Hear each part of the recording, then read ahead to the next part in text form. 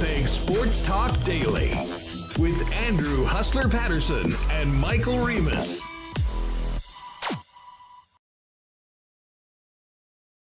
Hey, what's up, everybody? Welcome to Winnipeg Sports Talk Daily for a Wednesday afternoon, coming off a real fun night at Canada Life Centre last night.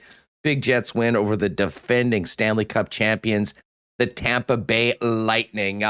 Thanks to all the feedback on yesterday's show, the big anniversary show. Had a great time, and we're going to continue having some fun this week. Another special guest coming up in just a few minutes. For my money, the most entertaining man in Canadian sports media, Jeff O'Neill, the O-Dog from TSN's Overdrive, coming up in about 20-25 minutes. Murat of The Athletic's going to be jumping on, and we've got some more big news in the National Football League, so I figured it's a great day to bring in the unbridled energy of Andy McNamara. Andy Mac will join us coming up in hour 2 of the program. Before I bring in Michael Remis, a big shout out to the sponsors that power Winnipeg Sports Talk each and every day, led by Princess Auto, Coolbet Canada, Canadian Club, Nick and Nicky DQ, Boston Pizza, Little Brown Jug, Royal Sports, Manitoba Battery, Not Auto Corp, F Apparel, Culligan Water, and our friends at Vita Health Fresh Market. So let's get to it and welcome in the CTO of the show, Michael Remis. Remo, what's going on? How are you? I'm feeling good today. It's hard not to feel good after a win. I mean, Jets are what, Stanley Cup champions now? They beat Tampa Bay. I mean, you know what Ric Flair says: to be the man, you got to beat the man. And the Jets just beat the man last night. All jokes aside, it was an entertaining game. It was a fun game, and I walked out of the game last night, with a smile on my face, like most people did. You do wonder what could have been maybe of this season if there was a little bit more of that earlier on in the year. But I'll tell you what, this team's not quitting at all. They put together a pretty darn good performance. I mean, it was no Picasso, especially in the first period. Offensively, they did a lot of great things. Unfortunately, gave up quite a bit as well. And I'll tell you what, 3-3 after the first period, everyone was getting their money's worth. But the team bounced back, for my money, Remo, with one of their best periods of the entire season. Holding, first of all, calming the game down and holding Tampa Bay to just 4 shots, and then making the most of a power play in the third period. Pierre-Luc Dubois getting on the board. And I'll tell you what, I mean, we'll maybe talk about this a little bit more. Those moves by Kyle Connor on his shorthanded goal, absolutely deking out. I mean, it was filthy moves on Andrei Vasilevsky that sort of powered the Jets to the win. So overall, I mean, all you can do is, go out there and hopefully get a good result and then take that momentum on the road. We know that it is a long haul if this team is going to get back into playoff contention. But for one night, the fans went home happy, and it wasn't a full building, but the ones that were there, I think, were very happy they made the decision to shell out and go see the Jets take on the champs. Yes, 7 goals for the Jets against Tampa Bay. I mean, always nice to see a bunch of goals, but I think when, has the Jets, 2-0 lead on Tampa, and then they give, 3-1, and then it's tied 3-3. You're almost having flashbacks of the last couple of weeks as, the Colorado game we all remember, and the Montreal game with the Wild, score 4, give up 4, score 4 again. Nice end to the homestand here. I think you're disappointed about the overtime loss to Dallas.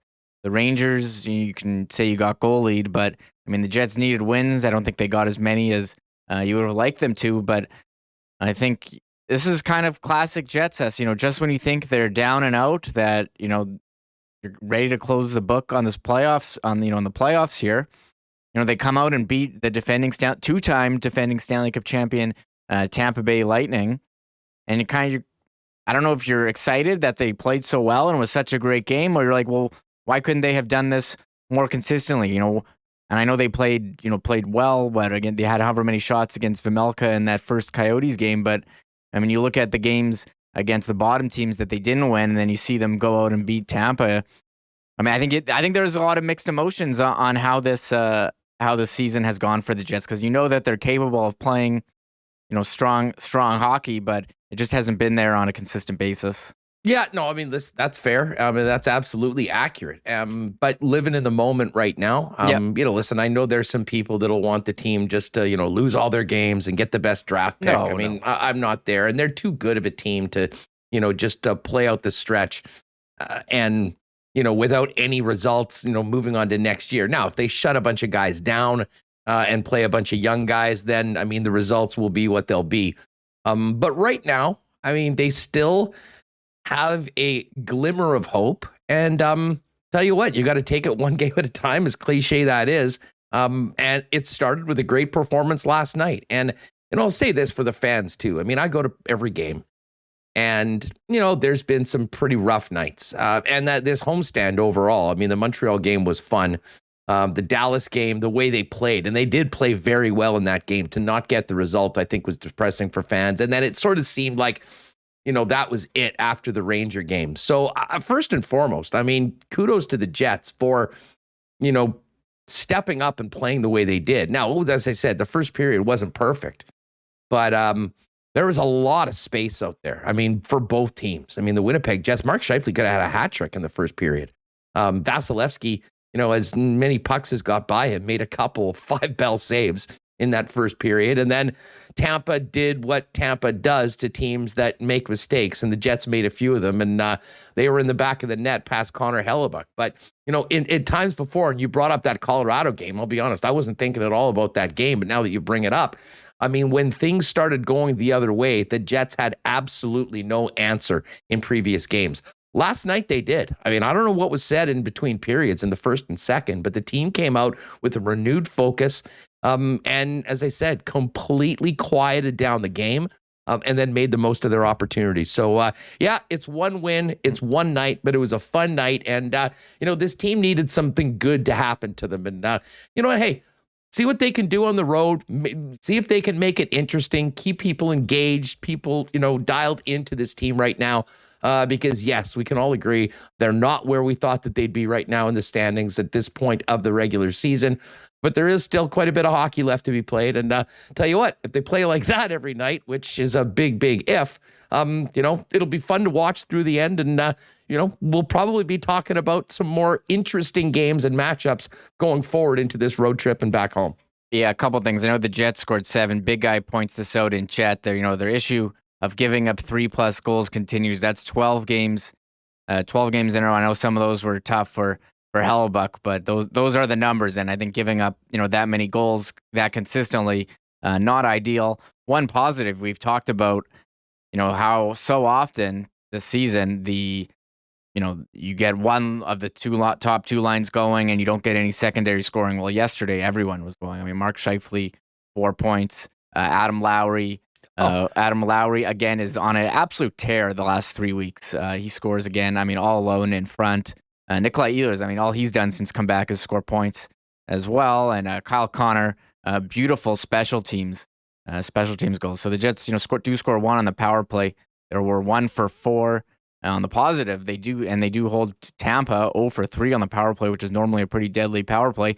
And they get a shorty from Kyle Connor. Maybe the Jets goal of the year, or one of them for sure. Well, I mean, as far as a one-on-one, and I mean, listen, he wasn't doing that against, Mikko Koskinen or Mike Smith. I mean, that was against, Andrei Vasilevsky, who, of course, one of the top goalies in the league. I don't think he's going to be winning it this year, but I do believe that, Shesterkin's going to win it. But, if you were starting a team right now, or you had to play a 7-game series, you're asking who you want as your netminder, he'd be at the top of the list of a lot. And I'll say this, Connor Hellebuyck, I thought, really steadied himself as well in the second and third periods after, really being hung out to dry by his teammates on a couple of those goals in the first.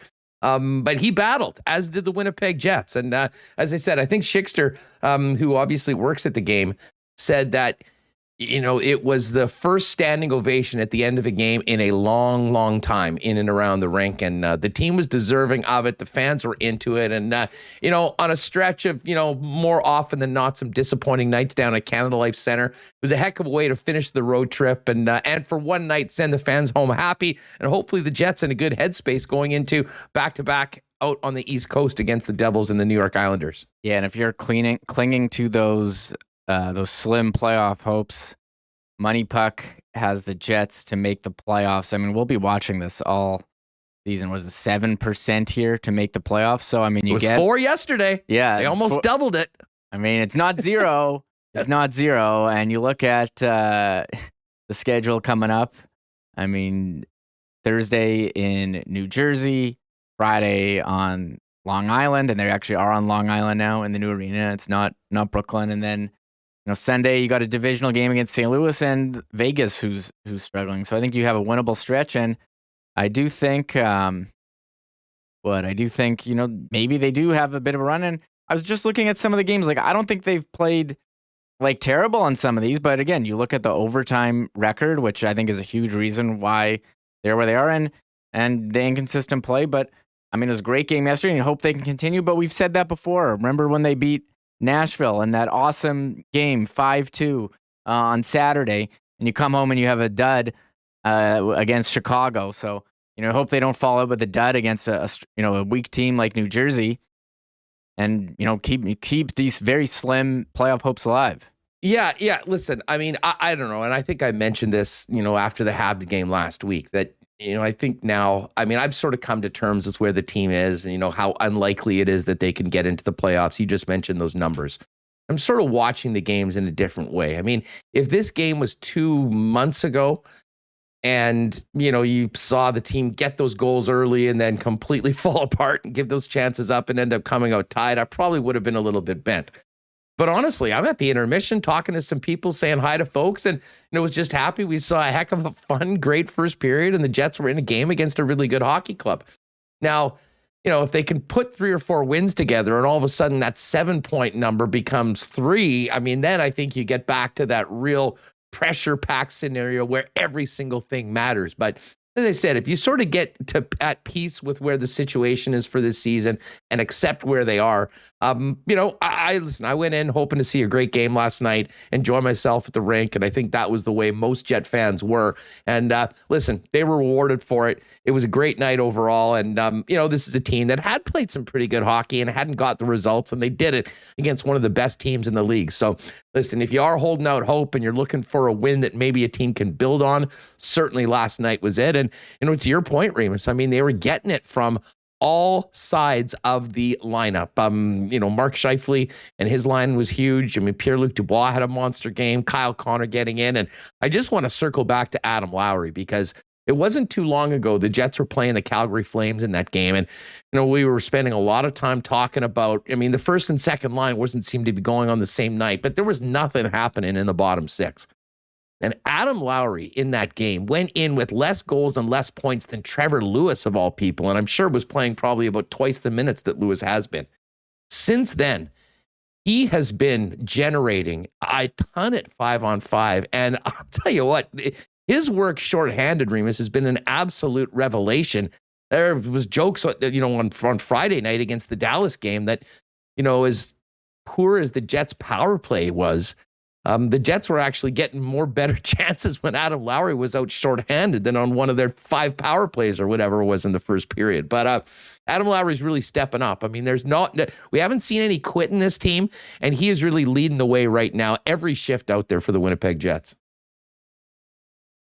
Yeah, you look at Adam Lowry's numbers in the last 3 weeks. We were talking about his goal totals. It's been such a down year for him, but he's been excellent, chipping in on the third line. It seems like he gets a shorthanded breakaway every game now. Every game. And I think having Nikolai Ehlers back, I mean, you don't need to say it. It's absolutely huge for the team. Gives them more secondary scoring. And, the line with him, Kopp, and Lowry has been solid. And here, going back to February 17, so a month. I'm trying to bring up the numbers here, but he's got 1, 2, 3, 4, 5 goals in the last 3 weeks, and he's got 8 on the year. So he's really doing some damage there. And I think that's the type of player you thought you were getting from Adam. Maybe he's the one getting the coach bump here, Huss, with his dad behind the bench. You know what? I mean, and I'll tell you what, I think he's enjoying playing with Nikolai Ehlers as well. I mean, Ehlers did, a typical Ehlers play where, he held the puck, was skated like a jitterbug all around the ice and put it on net. And then there was Adam Lowry to bang it in. I've actually really liked that combination. Mm-hmm. I mean, I have a lot of time for getting Nikolai Ehlers out there more. I think he's one of the, if not the most impactful offensive player and can do a lot of things on his own that make a lot of other guys better. And, you do need to get that guy out there more. But as Kenny talked about last night on KNR, not entirely sure coming back from this injury, how close to really 100% that he is right now.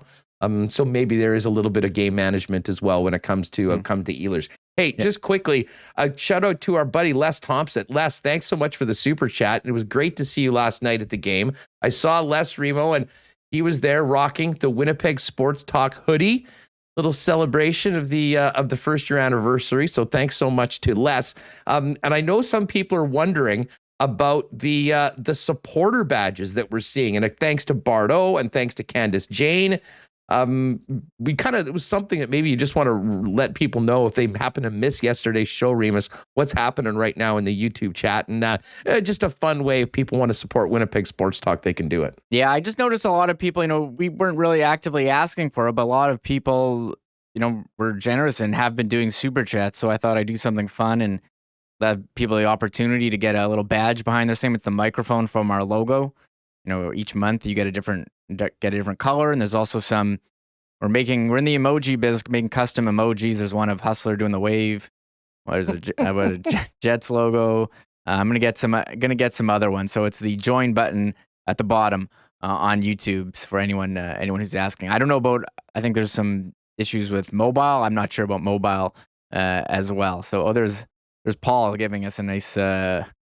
Happy anniversary super chat as well. Thank you very much, Paul. Hey, thanks a lot, Paul. Congrats, Huss and Remo, on your anniversary from a big fan on the island. Do appreciate it. And yeah, super. The supporter, the membership, it's $2 a month, and we got some neat things. I'm working in. I want to get a great bomber themed emoji for it, with two Grey Cups beside each other, simulating the back to back. And I know there'll be a lot of those coming up in the chat when we get to football season in a few months, Reem. Yeah, I'm just thinking of great ideas. I tried to get the Logan Stanley, like raising his arms. There's one of you doing the wave in there too. So shout out to everyone in there. I just wanted to go over the ice time from talk about Ehlers. Yeah, he only played 12 minutes, but I think seemingly, it's a good game when everyone's ice time is down. We have been seeing some big ice times for that top line, but Mark Scheifele, he was only 20 and a half minutes total. Dubois and Connor. Dubois is around 18 minutes. And I think Dubois, he knows how to, we see these highlight reel goals from Laine and you get excited. We're going to be talking about Dubois Laine for forever. But you see Laine, his toughness, his, aggression in the corners, and his skill and ability to score. I think he's getting a lot of fans too as well for what was a very disappointing season last year. But I think he's having a total bounce back and really, becoming one of the leaders on this team as well. No, 100% he is. And, we've seen it last night. And the one thing, I think a lot of people have mentioned at times, that real push of guys in the Winnipeg Jets and the response to other teams sometimes hasn't been there amongst the top players. And you cannot say that about Pierre-Luc Dubois. He has been willing to engage night in and night out. He's getting in the corners. He's pissing other players off. He's getting in skirmishes, and he's not doing it to the point where he's spending a ton of time in the penalty box, but he is absolutely imposing his will at times on games. And, he's shooting the puck as well. He had 5 shots last night. He, of course, did score, and, was on the ice for a couple of those defensive gaps that ended up in the back of the Winnipeg net. But I don't know if you could ask much more from Pierre-Luc Dubois from what he's done so far this season. I think if they had the level of engagement of the entire team, the way they've had it from Dubois pretty much throughout the season, we'd be having a very different story. All that being said, though, off to New Jersey and New York and then St. Louis on this road trip, Remis. And we do have a little bit of news today. Nathan Beaulieu put on IR, not a surprise. but they are going to need another defenseman, and it's Ville Heinola that gets the call. I don't think for a second, if you're all fired up to get Ville in the lineup, don't get your hopes up for tomorrow. I don't think there's any way Dave Lowry changes the lineup that just beat Tampa Bay. But Ville will get an opportunity potentially at some point, depending on injury or play, to get on. And at least we know where he is on that depth chart right now as the next man up. Yeah, I'm kind of curious. I mean, Nate Beaulieu, you know what? He's a tough guy. I mean, he stands in front of these shot lanes and takes shot after shot. I mean, he's had some wild shifts this year, but yeah, he's on IR. Ville's called up. And I know you'd like to see him in the lineup. I'm not really sure if he's going to get in. I mean, we'll have to wait and see. And I think the issue with the Jets D is, I was talking Nintendo Ice Hockey, but they got too many like skinny medium guys. I mean, your Nintendo take never gets old. You got too many. I mean, you have Morrissey, DeMello, Pionk, and then you got your big guys like Brendan Dillon, and your Nate Schmidt's kind of a medium guy as well. I don't know. And so you had Beaulieu. He's kind of like your big burly guy, but I don't know. I guess they've been going with Stanley too, who's a big guy. So I don't know if Heinola is going to fit in. I think if they're going to call him up, you'd like to see them play him. Our guy Jacob Stoller posted some numbers for that. He's his performance in the AHL. I mean, he's been one of the top defensemen in the league there. So, I mean, I don't know what you're going to do with this guy. Are they showcasing him for a possible trade? I have no idea, because they're going to have to trade, I think, someone on defense. They're showcasing him to trade him for a rental at the deadline. Not for a rent. No, not for. I never said that. I know you didn't. I'm joking. Hey, I tell you what, I thought Logan Stanley had a real strong game last night. He was a big part of the goal that got the team on the board right off the bat. Showing some confidence and, played a lot too. I mean, Logan Stanley actually played more than Nate Schmidt and Neil Pionk in the game last night, and was a big part of that penalty killing unit. I'll tell you what, Remo, we'll talk about this with Murat a little bit later on when he joins us. The turnaround of the Jets penalty kill has been, I'll tell you what, if they're killing penalties right earlier in the season, the way they are right now, you're definitely talking about a few extra points in the standings. I mean, that has been one real significant improvement that we've seen under Dave Lowry. Yeah, I agree with you. I don't know what it is, if it's putting Kyle Connor on the penalty kill. I mean, you saw that, what his speed can do. And I think we talked about this, with Murat before. I mean, how Kyle Connor, on 5-on-5 may not be the best defensive player, but you put him in a penalty killing role and he can certainly be effective. And it seems like that's something the Jets haven't done, used a guy like him on the penalty kill, and he's showing, that he's definitely capable. And Adam Lowry, again, he's been getting, again, breakaway almost every game, shorthanded. So they're definitely on a bit of a good stretcher. And holding the Lightning 0-for-3, and you're winning the special teams battle yesterday +2. I mean, you got to feel good about that. No doubt about it. Murat's going to come and join us. We'll get into Jets last night's game. I'll look ahead to the road trip, as well as a really interesting piece he's got in The Athletic, kind of breaking down this season, Jets by the numbers. Hey, a big thank you to Dino Apostolopoulos. Dino, thanks so much for the super chat, man. Really appreciate it. Dino says, missed it yesterday. Happy belated anniversary. Thanks so much. Yes, we are well into year 2 of WST, and it was a heck of a fun show. It's really going to be an entirely fun week. We're going to do a big marble race on Friday afternoon, so make sure you stick around for that. And congratulations to Tyson Ducharme, who won our impromptu marble race yesterday on the big day, the 1-year anniversary of Winnipeg Sports Talk. Remo, just quickly, away from hockey for a second, because we are going to get back to it and a number of other topics with the O-Dog, Jeff O'Neill, in just a few minutes. Yesterday, the big story going into the show was Aaron Rodgers staying in Green Bay, and then the Russell Wilson blockbuster trade from Seattle to Denver. Not quite on the level of yesterday's deal, but there's another quarterback on the move. Carson Wentz, after a disappointing time in Indianapolis, is on the move to the WFT, or I guess the Commanders, as they're called now. He'll be Washington's new quarterback, I believe, traded for a couple of third-round selections. This is the team. I think this is sort of plan D, maybe, for Washington as to what they were going to do at the quarterback position.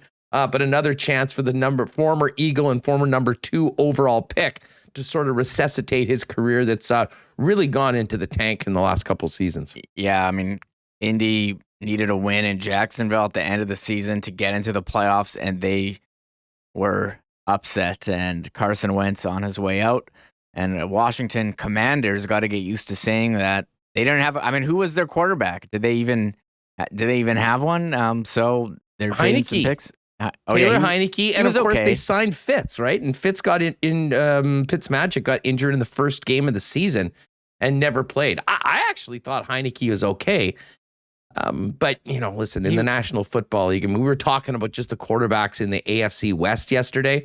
If you want to contend and you want to beat the Green Bay Packers or the San Francisco 49ers or the Los Angeles Rams, who, of course, won the Super Bowl, you're going to need to have some high-level quarterback play. And it'll be interesting to see what Frank Reich and the Colts do going forward now that they're moving on from Carson Wentz. Anyways, we'll talk about that towards the end of the program. Andy Mack will join us coming up after 2 p.m. once we finish an extended Jets conversation with our good friend Murat Tesh. Hey, what up? WST, Hollywood Gremlin, and Todd Kucheron, thank you for being a supporter of Winnipeg Sports Talk. Hey, speaking of supporters of Winnipeg Sports Talk, we can't do this without the great support of the sponsors of WST, including our friends over at F Apparel, a Winnipeg-owned business with Winnipeg's best and most affordable custom suits for men. Also selling dress shirts, winter jackets, chinos, golf pants, untucked dress shirts, shoes, ties, accessories, and more. Every guy needs at least one suit that fits and looks great, and F's custom-made suits start at just $400. Great deal for wedding parties, 15% off if you get the suits as a group from F Apparel. And, of course, high school graduations are coming up. A free shirt and tie for graduating high school seniors this year with the purchase of a suit. So basically, for starting at $400, you can get a custom suit, shirt, and tie. Great for a young man moving on into the next chapter of his life. F Apparel, EPHapparel.com, and you can pop down and see him at 190 Smith Street downtown. I mentioned the great support we've got from our friends over at Vita Health Fresh Market. Shout out to my guy Bonte. He was fired up about the game last night. And of course, Vita Health Fresh Market, now with 7 locations in Winnipeg, is the place where you'll get great prices on Winnipeg's best selection of natural organic supplements, beauty products, and groceries. And of course, they've been doing it for decades here. They've been the experts in this market for a long, long time and continue to grow.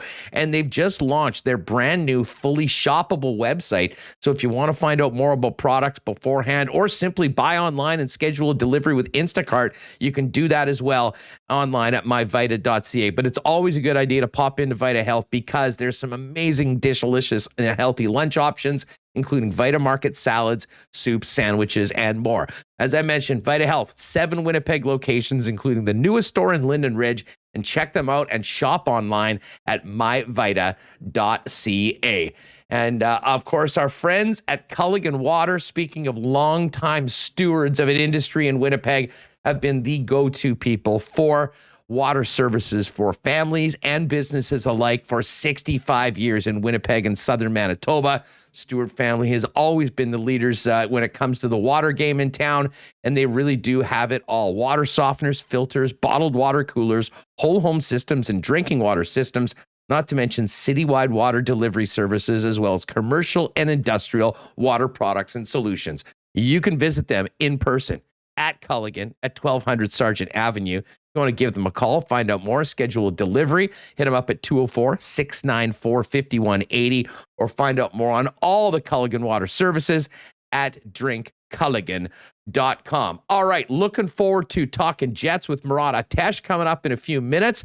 But first, let's welcome in my guy, the O-Dog from TSN's Overdrive. Oh, what's going on? Thanks so much for doing this. Thanks a lot for having me, bud. It's good to talk to you again. You missing Gary Lawless or what? Somewhat. We got Vegas here coming actually for a couple games in Winnipeg in the next few weeks.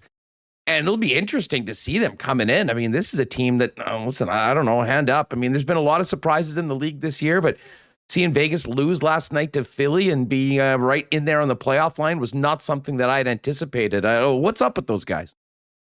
It just seems like it's almost like the nervous excitement, the positive energy of getting Eichel into the lineup. Sometimes it kind of backfires where everybody kind of maybe takes their foot off the gas a little bit, and it's like, oh, Eichel's here, he's the superstar. and guys start playing differently. It's a weird vibe like that. Sometimes it clicks and it works out, but they better get their ass in gear or they're going to be in some trouble. It's not going to be easy to make the playoffs in any situation unless you're in the Atlantic and have that comfortable league or the Metro.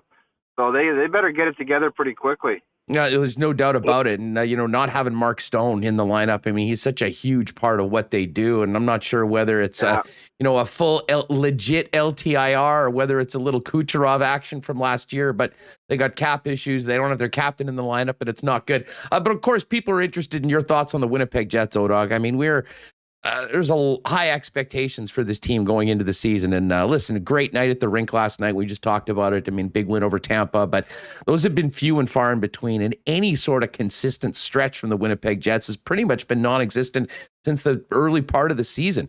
How surprised are you that the Winnipeg Jets are where they are right now? And what do you make of their plot? I'm surprised at their season. I know that, the Paul Maurice stuff was unexpected for me anyway, but he had his time and he thought it was over. But when they kind of shored up their decor, I'm pretty positive that everyone in our building there at TSN was like, this could be the year that they actually get it done with Hellebuck and net and showing up that decor, which everybody kind of complained about or thought about last year. Like, why didn't you do it? But Blake Wheeler's getting a year older and it just didn't gel, and Ehlers got hurt. But I thought they were just like last year. We talked about their top 9, their top 12, their forward depth, how dynamic they were, how many different ways they can hurt you. And I really thought they were going to pull it all together and be one of the dominant teams in the West, in the league. But and Hellebuck's a reason too. Like, usually that guy's so dialed in and he steals games and he's got that Vasilevsky vibe where he's just so big and dominant. You're never going to score on him. So you can pretty much start there every time. Obviously, their offense was sputtering at the beginning, but you always view Hellebuck as that guy, that safety net. And I don't think he's been that for them this year. Well, I mean, with Maurice leaving, there's a lot of talk about, certainly the coach for next season. I mean, they haven't had the results and the bump under Dave Lowry that I think people had hoped. And, maybe they go a different direction, but a lot of questions about the core. And you mentioned Blake Wheeler. I mean, Wheeler's been a great captain and been a great member of this hockey club for a long time, but, he's certainly on the back nine of his career. I think a lot more was expected of Mark Scheifele, and it's been bizarre. I mean, you go back to the playoff series last year against Montreal, the hit on Jake Evans knocked him out, missed the first game of the season, and it's been really spotty for Scheif so far. And in addition, I mean, you're hearing things that, we've never heard before. I mean, I think Tim Peel was a bit of a yahoo with his comments, but, to hear people taking shots at Scheif like that, and some thoughts that maybe he won't be around next year. I mean, this is a guy that's been so productive, but it has been somewhat puzzling as to his overall season for the Jets. Would you agree? Well, I think that he's just so used to having, the dynamic wingers to get things done. It's just offensively, it hasn't worked for those guys. As far as the Tim Peel comments, that's probably Scheif telling him to F off a few times during time. And Peeler said, you know what, I've had enough of that. I'm going to take a shot back. I know both guys. I like both guys, but that's probably Timmy saying, not really knowing Scheif on a personal level. And some guys are yippy at the refs, and maybe Scheif's that. So that was Timmy's chance to kind of fire back. But I don't put any stake into that, what Scheif's all about. It was a slow start for him, but it's like they're running out of time, man. Like, they got to go on a run here and get dialed in, and there's no more excuses. There's no more saying our goaltending or Scheif and Wheeler aren't getting it done. Like, those guys got to step up, and everybody's got to step up and have their best hockey. And basically, they almost are in a situation where it feels like they're going to win out to get in. So that's where they're at right now. Whether they can pull it off, that remains to be seen. Well, and of course, Patrick Laine's tearing it up in Columbus, and he still has a lot of fans around here. One of the real positives, though, of this season has been the play of Pierre-Luc Dubois. I mean, he is turning into a real horse, a two-way player. And I mean, a guy that, I think Winnipeg Jet fans can lean on to think that, there's a bright future if they get this guy signed down the middle long term. Well, he's the guy that they brought in, that big kind of power forward with an attitude, and he's kind of got that right now. Last year was mystifying watching him play, but, they're both kind of getting together. They made the trade, and you're like, did both teams lose this trade last year? It's like Laine wasn't very good, and Dubois wasn't very good, and it's like, what the heck happened to these guys? Where we had them on this pedestal or this perch where, like, these are two of the best young players in the game, and they both kind of disappeared last year, but contract year for Laine kind of maybe got his attention there, Hustler, so Who knows? But he's pretty dynamic and dialed in right now, scoring goals. And Dubois is he's fantastic. They just need to get everybody, as I mentioned a minute ago, it's like everybody's got to be dialed in. They got to get Shai followed up by him and everybody playing well, their decor and their goaltender, and see if they can kind of put it together. Be awfully disappointing if they miss the playoffs, man. Because that team, nobody had them pegged to miss the playoffs. No doubt, and it still is a very, very long road and a big uphill climb. One other team that I think a lot of people are surprised at, especially with the way they started, is the Edmonton Oilers. I mean, how is this team with two of the best players in the league where they are right now? And if they miss the playoffs, I mean, what becomes of that team? And, of course, they brought in new coaching staff. I mean, you have to wonder if there's another disappointment in Edmonton. How they go forward, and do they go forward? Like, how is it possible? Like, you're talking about two of the best players to ever play the game, and usually you look in the past with Crosby and Patrick Kane and Doughty and Kopitar and all those young guys. It was like start out kind of good, have some team success, and then ultimately a couple runs and then a championship. And I mean, that's wishful thinking. It's tough to do, but you would think that would be the progression for Edmonton. I said a couple of years ago, I'm like, these guys are going to win sooner or later. They're just too good of players. But you talk about their goaltending, you talk about their defense core, and it seems to be the same kind of issues. They give up so many opportunities. They want to run and gun. It's like they tried to play defense for 4 or 5 games when the coach changed, and then they said, oh, we're not into that. So that's going to be fascinating if they ultimately miss, Hustler. Like, what the hell happens? Does one of them actually say, it's been 6 or 7 years here, maybe check, please? I'm telling you, people think I'm crazy for saying that. We live in a world where athletes are just going to, they say, check, please, I want to play somewhere else. And that's what happens. All over sports, people are like, I'm going to go do this somewhere else. That's just the way it goes, man. I don't know if that's going to happen, but it could. I'm telling you, it could. You know what? All that losing adds up, and these guys are into the primes of their career, and if they think it's just going to, it's not like year 2 or 3. It's like year 6 and 7 and stuff now. It's not like if you can play 12 years, you're lucky, or 12 or 15. It's like there's 6 or 7 in, and nothing. It is amazing. On the other side of the spectrum, when we're talking Canadian teams, the Calgary Flames have been the best story without a doubt. And, I spent a lot of time doing shows all summer in Calgary and listening to the fans there. And, everyone was ready to, quote unquote, blow it up or move on from a big part of that core. They didn't do that. They lost Mark Giordano, in fact, one of the biggest losses in the expansion draft. And yet Daryl Sutter has completely turned this thing around. How has he done it? Well, I think everybody had this idea that Daryl Sutter, all the new smart people that do graphs and stuff for hockey, that think that some old guy that lives on a farm can't come in there and knows what he's doing. And he's basically told these guys, you can be creative, you can score goals, play offense, but you got to do it under a certain, not limits or whatever, but there's a team structure here where there's certain areas of the ice you can do your thing. And I think he's held them all accountable, but you want to go to the biggest difference maker. Markstrom had an adjustment season with a new team last year, and he is the guy that they signed now. So he's starting to play like the $6 million man that they brought in. And when you have a goaltender like that and kind of a physical, edgy team and timely goal scoring with that top line and some of their offensive guys, that's a recipe to have success in the playoffs. So they're going to be, if I'm them, I'm adding, Hustler. Like I'm just going to say, I'm not stopping at the Foley. There's another great defenseman out there, I want it. And if there's another forward out there, I want it. Because who knows how long things stay together in Calgary there. It's not like they've been great for a long time and their window's just opening up. Maybe the time is now for them to make a play to just say, let's make a move here and go all in. Why not? I get so sick and tired, buddy, of teams that are like, oh, God, no, we can't trade that guy. We can't trade this guy. They never win. They haven't done anything. So why are teams so connected and committed to guys when they haven't had a track record of success? That's one thing that's boggled my mind. Like, why are you married to people in your organization that you don't win with? Like, why is there such a commitment? What are you afraid? Like, what are you afraid of is my question. So hopefully there's some teams that want to take some risks. Team like Carolina, real good team. Like, you got to decide, do you want to be Nashville? That's just been really good for 7 or 8 years, and they never won. They did get to a final, but try to take that next step, man, and make a move.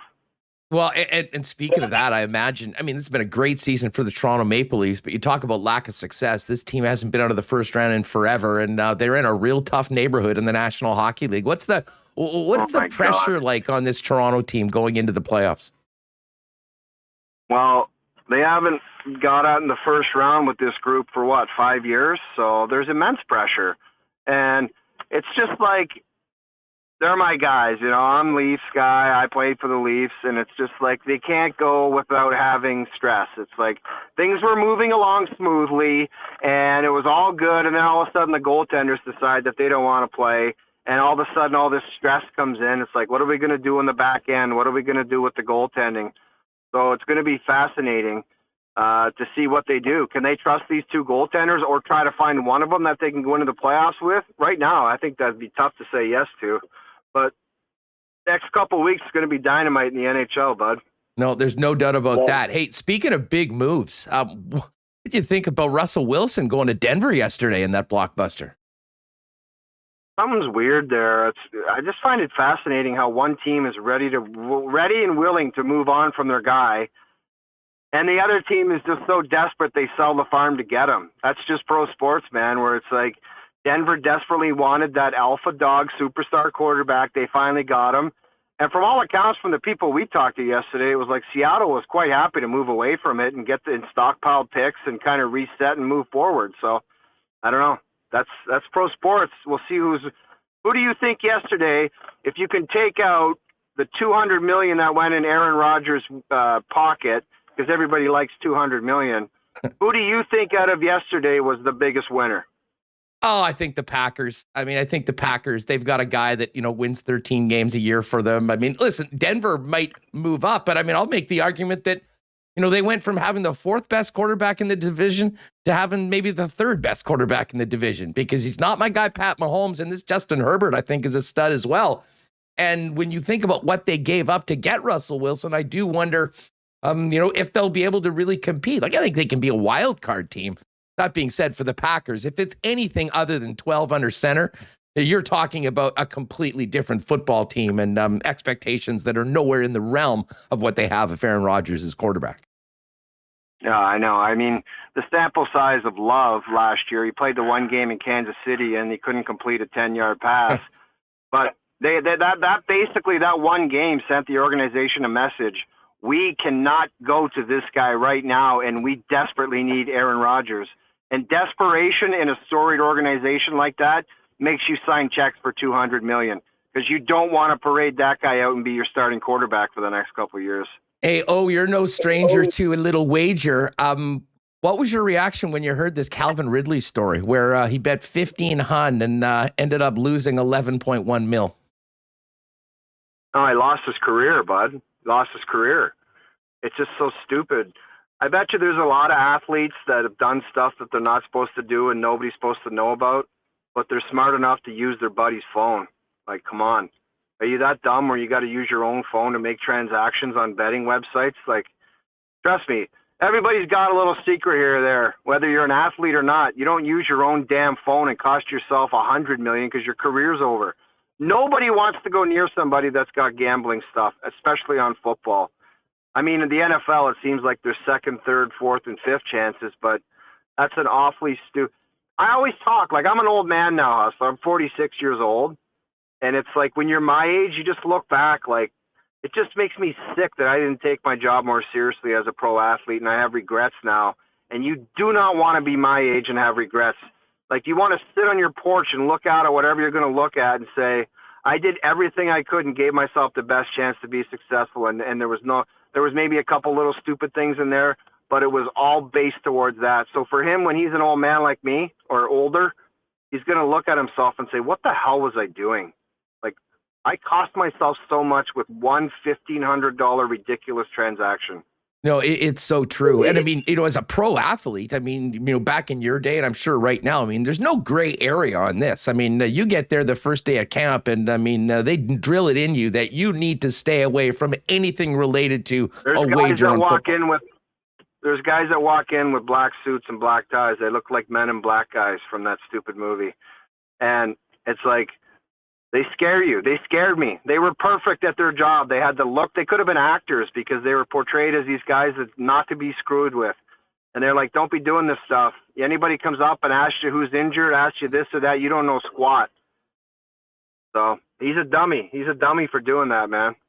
Hey, before we go, I got to ask you, I know you're a big golf guy. I'm looking forward to the players. What an incredible field we've got for this tournament this week. And a lot of interesting stories around this event, certainly in the aftermath of this new Saudi tour story. My favorite course in the world. I've been lucky enough to play it about 30 times. My buddy's a doctor down there. He's one of my best friends. I had one of my best weekends ever. Sawgrass in the morning, Super Bowl in Jacksonville at night, Sawgrass the next morning. I was work. like, you can't beat that weekend. I drove home from Jacksonville to Raleigh. I was so hungover, but I'm like, that was the best weekend of my life. But that course is so awesome. It's like, if you got any part of your game that's a little bit off, that place that'll kick your ass. But I love that spot. I love watching the tournament too, because I played the course so many times. Oh, It's no just doubt. like, you know the shot, you know the undulation, you know the putts. It's just an awesome tournament to watch. Tell you what, as a guy that follows the game and the personalities as closely as you do, I mean, the one thing that, I don't know if we've made enough of is how Phil Mickelson has gone from being the most popular guy in golf outside of Tiger Woods, the oldest major winner. I mean, a guy that had everything, and through some very, very poorly worded statements on this Saudi thing, is now essentially a pariah. And we all know the DJ had the drug problem and he took some time away, but it was a suspension. I really do wonder what the PGA has done with Phil Mickelson and what his future is playing on tour in North America. Well, Monahan did an interview with Mike Tirico yesterday, and he said there's been no mandate here about anybody going away and staying away. We don't do that. But for damn sure that he was told to go the hell away and don't come back for a while. And you talk about a legacy moment. It's like every green this guy walked up to, it would be thumbs up, thumbs up. His thumb's going to fall off when he's 60 years old because everybody loves the guy so much. And like, how much damn money does this guy need? Apparently he's made over 800 million or just upwards of that. And who knows, people are talking about financial problems and other nonsense going on. Like, you just wonder what some people need in life to be happy. It's always just like, when you got that much money, just go out there and tee it up. If you win, great. Just be smart and don't be stupid and don't say stupid stuff. That's what he did. It's a legacy coster, that one. Well, I mean, KPMG's been with him forever. Amstel Light. I mean, his sponsors are walking away. Gone. And that's Phil Mickelson. I mean, the most marketable guy maybe in the sport, as I mentioned, outside of Tiger. Before that, Jeff O'Neill, the O-Dog, is with us. Before we go, I have to give you and the boys credit. I mean, the show just continues to be so enjoyable, and the greatest bit of content over the course of the entire pandemic, without a doubt, was the incredible sprint race between you and Al's brother. How the hell did you guys come up with that stuff? And what can we look forward to? There was like an NFL pro day. There was like an NFL pro day. I'm like, let's do our own pro day, me and you. And he kind of looked at me like I had three heads. So we did the vertical jump, which was so embarrassing, and the 40-meter dash, which was also embarrassing. Then we had the bright idea to do a 200-meter later on in the summer, and it was just pathetic. So I don't know if that one happens again, pal. No, there's no. You're not already hyping up another big head-to-head matchup between you and AB? I don't want to ever have this conversation with you about me and AB doing athletic things. Maybe pro wrestling. How about that? You guys would make a heck of a tag team. Anything could be better than what we did. Jeff, thanks so much for doing this. Say what's up to Noodles and Hayes. You guys continue to do a great job. It's a big part of many people's days, whether they're watching on TSN television or checking it out on the radio. And tell you what, we got some great hockey coming up through the rest of this season and into the playoffs, although unfortunately, I don't think the Jets will be invited to the party. That being said, we'll do this again sometime coming up. And again, thanks again for joining us here in the Peg. Okay, brother. Thanks for checking in. Talk to you soon. Oh, man, always good times chatting with the O-Dog. Of course, you can check him out on Overdrive. I'll often check out some of the boys after we finish up here on Winnipeg Sports Talk Daily live every afternoon.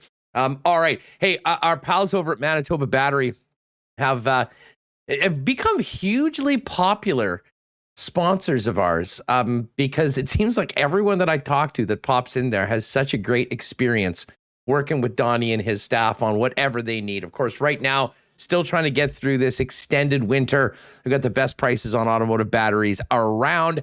And of course, it's great to support local. $100 basically for most makes and models with core exchange, or they'll deliver it to you citywide for $115. If you get it same day, if you get it ordered in by about 1:30 p.m. Of course, I might actually get on the lake this weekend and do a little bit of ice fishing on Saturday.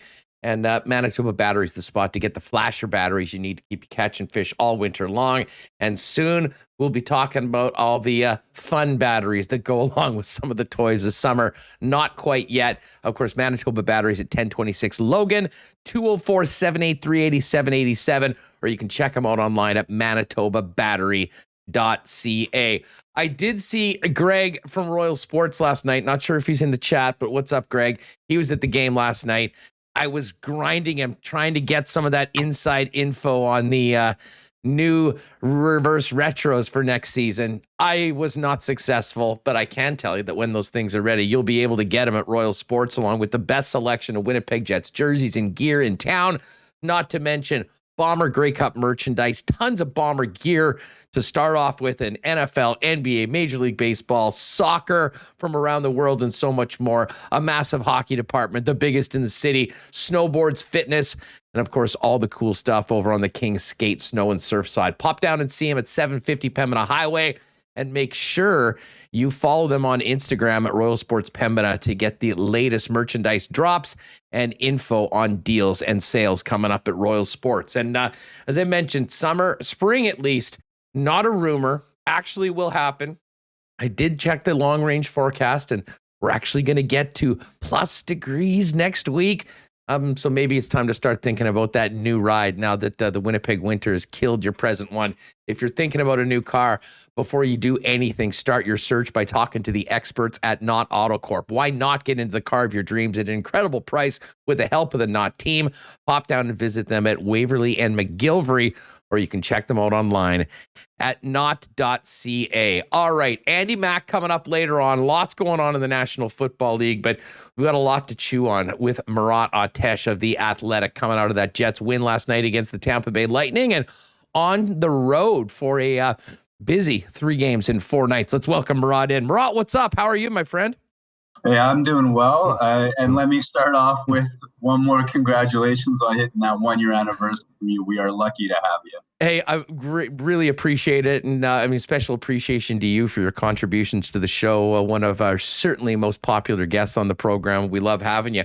First things first, how are you feeling? You're off the list. You look like you're back feeling good again. Where are we at? Yeah, off COVID protocol. We're going to be back in Winnipeg in time for the next homestand after this trip. I mean, I guess I could use a haircut and a beard trim, but other than that, the lungs are good. The coughing has stopped, and it's just good to be back at it. Well, good to hear. Good to hear. Speaking of back at it, the Jets were back at it in the win column last night. And as I said at the beginning of the program, it was just a really fun game, a fun night to be in the arena. Listen, there was some great offensive plays. There was a few ugly defensive plays in that first period. But I think what stood out to me, Murat, is the way the Jets were able to steady the ship coming out of the first period into the second period and then build on that in the third. And, got 2 points that they absolutely deserved against one of the best teams in the league. Well, speaking of deserve, I think fans deserve that one. Absolutely. I mean, after the year that it's been, and I saw your tweets too. You were having fun in the crowd. You were meeting up with folks who listen and watch, and that's great. But I mean, I was just thinking about the fans who have supported the team through their various struggles, their various injuries, their various claims about how old they are or are not. I mean, against Tampa Bay, back-to-back defending Stanley Cup champions, Winnipeg deserves something to cheer about, and power to you out there if you got a really big kick out of that. I agree with you too, I should say. It's I had a sense after that 3-3, well, how are we going to evaluate this game? And against Colorado, the Avalanche poured chances on. I agree with Mark Scheifele in the postgame when he said to reporters in Winnipeg that there was this sense of inevitability about Colorado scoring. That's how many chances they created. That's how dominant they were. Tampa, not as much last night. Winnipeg played a really good game. You saw a lot of really nice 200-foot effort plays. I think Blake Wheeler lived up to his I guess, pre-game words and all that sort of stuff. He played a great game. This was not Winnipeg hanging on for dear life. It was the Jets playing a pretty good hockey game. Well, yeah, I mean, there were no passengers last night. I mean, listen, there were some mistakes. I mean, you probably should have gone to the first intermission with a lead. That wasn't the case, but everyone was chipping in. I mean, we've spent so much time talking about, if they could just get those top two lines going at the same time. And I guess the other thing that Remis and I were mentioning, there's a real dearth of scoring in the bottom six for a good portion of this season. And, for my money, Adam Lowry isn't just playing some of his best hockey of the season. I mean, he's playing some of his best hockey as a Winnipeg Jet right now. And some of the pucks are going in. He's actually getting rewarded from it. But the fourth line played quite a bit last night. And, that's a game that, you might not think that would be the case considering the opponent. And certainly a pretty nice distribution of minutes amongst the blue line as well. I mean, I think Dave Lowry must have gone to sleep last night, probably wishing he'd seen more of this up until this point, but certainly 2 points well earned by Winnipeg. Yeah, I agree with that completely. I think the integration of forwards and defense last night, especially offensively, was a really nice thing to see. Adam Lowry, I mean, I hesitate every time he goes through a stretch where he doesn't score forever and ever. You get those, well, he's a fourth line center at best sort of situations and that kind of criticism. And when he's not producing, it's easy to agree with that. I mean, you really want something better than just hoping to hold the other team off the score sheet. You want the idea of a third line to create a little bit too.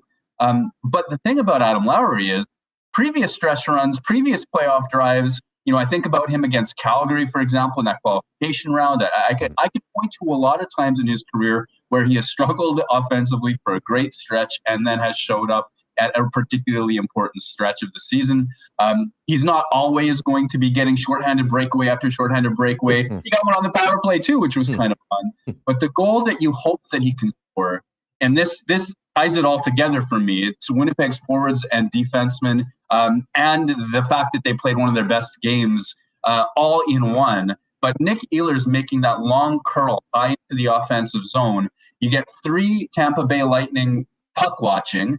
Tampa Bay's also in one-on-one coverage, so you get Tampa Bay following Ehlers to the top of the zone. Winnipeg's defensemen are making themselves available as options, so there have to be at least 3 Tampa Bay Lightning towards the top of the zone because they're playing one-on-one coverage.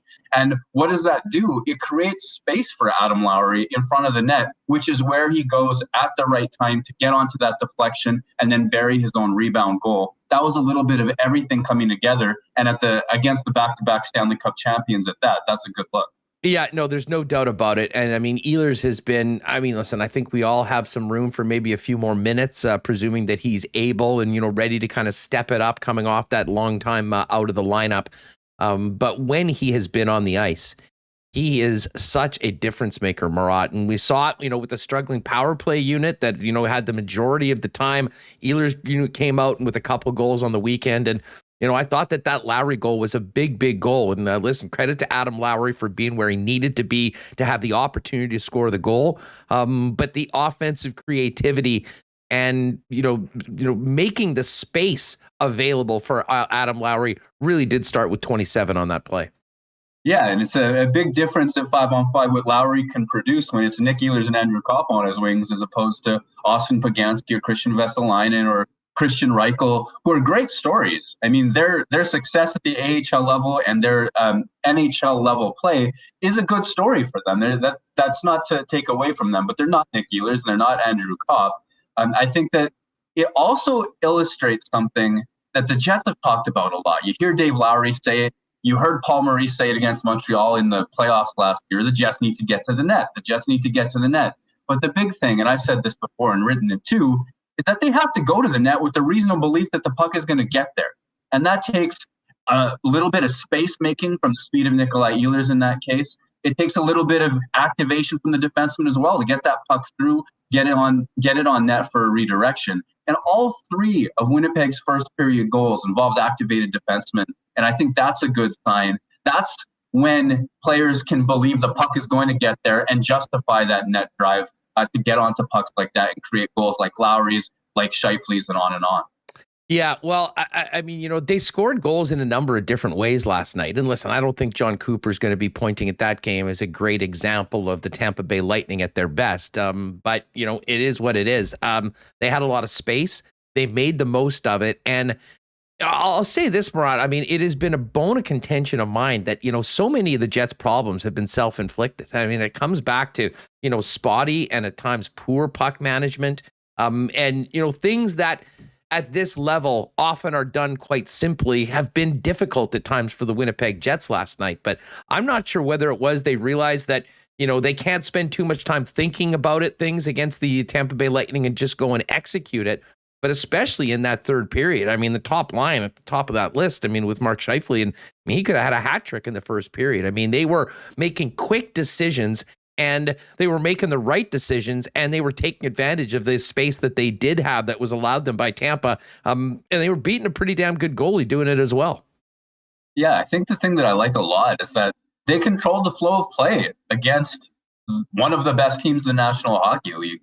And that took that committed effort from everybody. Blake Wheeler for me stood out defensively. His 200-foot back checks, there were multiples. He got into defensive position a whole bunch. But we often talk about Mark Scheifele with the defensive flyby and the wishful jump into that neutral zone and things like that. He was winning battles, and it set up his own goal, especially offensive zone battles. He was, he was like a dog on a bone out there. He and Paul Stastny winning that puck back to the point in advance of, I think it was Stastny's goal, actually, with it was Pionk in the area for Stastny to follow up. I mean, you like that sort of stuff. And when all three of those guys are at the top of their games, there's still an effective line. It just takes commitment with every battle in every zone all of the way through. There's somebody on Twitter, and I wish I could remember, so forgive me, if you're out there and you're the one who wrote this, but amongst all of the cheer, one of the people said, well, if all it is a matter of will and effort and this idea that they had to play with that kind of commitment, that actually kind of dismays me, they wrote, because all season long they could have efforts like this and not make it as hard on themselves as they did. I'm not sure that the Jets are a juggernaut that are going to roll teams like Tampa Bay all throughout the season, but they should be a better team than their spot in the standings so far. Yeah, I've got a lot of time for that argument, and it is somewhat frustrating because you can see what this team's capable of, and we just haven't seen that anywhere close to enough, and that's part of the reason why it's such a long climb to get back into playoff contention. Big picture, though, and I want to get to your article in The Athletic on Jets by the numbers. But we've talked a lot about Adam Lowry and the chances that he's creating shorthanded. The penalty kill has just gone, from a very, very dark place earlier in the season to a pretty effective unit. And listen, for my money, the highlight of the entire game last night was Kyle Connor's shorthanded goal. I mean, the moves that dude dropped on Vasilevsky, one of the best in the world at his position, was worth the price of admission alone. But what do you make of the resurgence of the Jets power play and the penalty kill unit? And what have they done other than, a little bit of different personnel, including Kyle Connor being a central figure when it comes to the PK units? Well, I mean, it's been top 10 since Lowry took over, and I don't know that it's 100% Lowry, but he does sort of coincide with the moment at which things turn for the Jets. Another thing that happens that day is Jamie Compon joined the team for the first time since being away from it with his wife's ailments as well. So there are reasons to think that it's systemic and structured, and you watch them and you look at the pressure that they apply upon entry. The Jets have found a really nice bit of aggression that was missing and a confidence that was missing earlier on in the season, where in those moments between, I want to say they're like half possession. The other team has the puck, but they're not in power play setup yet. And they're certainly not in a situation where they're creating scoring chances yet. That's a situation where I think teams are vulnerable. And I think that the Jets have identified teams being vulnerable in that moment. They're using the speed of Kyle Connor. They're using the intelligence of Andrew Kopp and Paul Stastny. And they're applying pressure at those moments before things are quite set up. They're creating havoc in those sorts of situations. They're not just giving up a whole lot fewer goals. They're creating some as well because of Connor's speed, but because of Adam Lowry, because of Dominic Toninato as well. But shots against are a little bit down. All of the quality metrics are a little bit down, and they're giving up less as well. I think it took a perfect storm of everything awful at the beginning of the season. They weren't winning those battles. They were losing faceoffs. They weren't getting the saves. So I think everything's improved a little bit, but it's that amount of pressure picking teams up across the blue line. And in any sort of 50-50 scenario, that the Jets' speed and assertiveness has really helped them start winning some of those battles. Murat of The Athletic with us here on Winnipeg Sports Talk Daily. It's sort of a nice transition into your piece on Jets by the numbers, because the one thing that the Winnipeg Jets did very well last night was finish their opportunities and actually score on their grade A chances. And listen, they did it against one of the best in the game in Vasilevsky. You use the word dismayed. I was somewhat dismayed earlier last week when I was looking at one of the JFresh charts, which was comparing the goals scored to expected goals for the year. And the Jets were 30th in the league at -18, almost -19.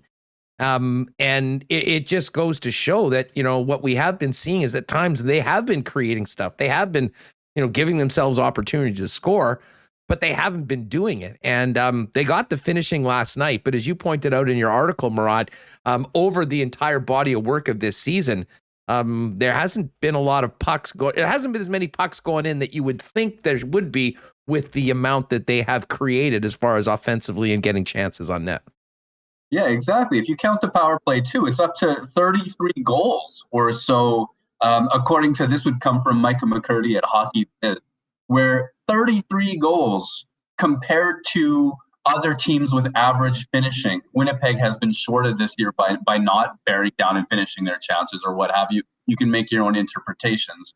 The important thing to recognize about the expected goals stuff is any of the publicly available models, they're talking about where on the ice shots come from. And believe you me, that this age-old adage of goals come from in front of the net is absolutely true from the mathematical point of view. Simply getting a shot of any kind from that low slot means a lot. We know this. It talks about what kinds of shots, forehands, backhands, slap shots, one-timers, etc. Some of the models include things like how fast the puck has come into the offensive zone from the defensive zone. There's estimations of whether it was a rush chance or not. One thing that is missing a little bit from these public models is pre-shot puck movement. So whether that shot from the low slot comes from a perfect pass from the wall that beats two defenders, the goalie's got to push post to post, or whether it's just a rebound or what have you. That's not in these publicly available models. So that's just for context. You can throw all of that right out. The truth of the matter is Winnipeg has scored more goals than expected every single year of Jets 2.0 existence. A lot of that's Scheifele, a lot of that's Patrick Laine, Kyle Connor, all those things throughout the year, except for this one. So for the first time ever in Jets 2.0 history, they're finishing less than average. And that, honestly, it's a bit stunning. You wouldn't expect that based on just the amount of prestige we give their offense. We talk about them like they're amongst the best in the NHL, and I think that may apply to a few players, Connor Dubois, Ehlers, et cetera, right now. Wheeler and Scheifele when they're on, but it's not a top 9 murderers row where every player can finish with the best right now. No, and that graph that you put out from on the piece, I mean, red is good and blue is not so good. And you maybe speaks to just why Dave Lowry has been so adamant about getting to the net, because they need more chances around there, because the ones that they've been getting, they haven't been converting on them. I mean, there's a lot of deep blue right in front of the net. And let's face it, that's not something, as you just pointed out, we've ever been used to associating with the Winnipeg Jets.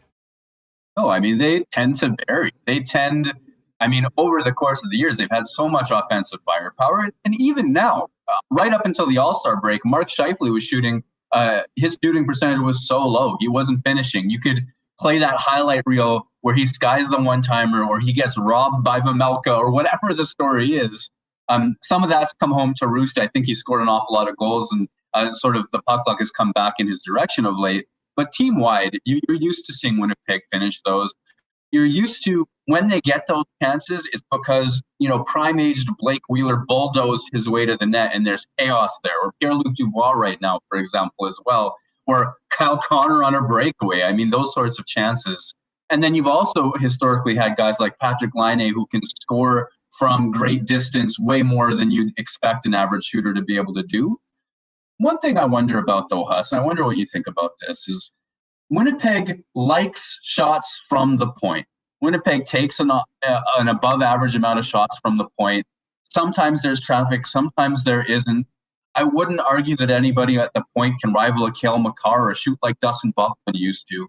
And it may be, at least for those shots far away, that's kind of explaining some of the poor finishing as well, that these guys are a little bit dependent on those distant shots because they haven't always been getting to the center of the ice. And then, like you pointed out, when they do get to the center of the ice, they've struggled to finish those ones at times this year as well. So it may be as well that they're not creating as much quality as they need to. Well, I think it's a well-made point, and I mean the best example of that was the game on Sunday night against the Rangers. I mean, they had, I don't know what the breakdown was of the 46 shots that were on Shesterkin, but they tried to get to the net. The Rangers did a pretty good job of allowing Shesterkin to see the pucks, and when you've got a guy playing at the level that he has been all season long, if you're not making life miserable for him, he's going to, do exactly what he did, make 45 of 46 saves and walk out with a win. And, I think it all is part of, what Dave Lowry, and I'm sure Paul Maurice was hammering this as well. I mean, this is not rocket science. I mean, we know where goals are scored. We know what you have to do to, give yourself a better chance to beat elite NHL goaltending.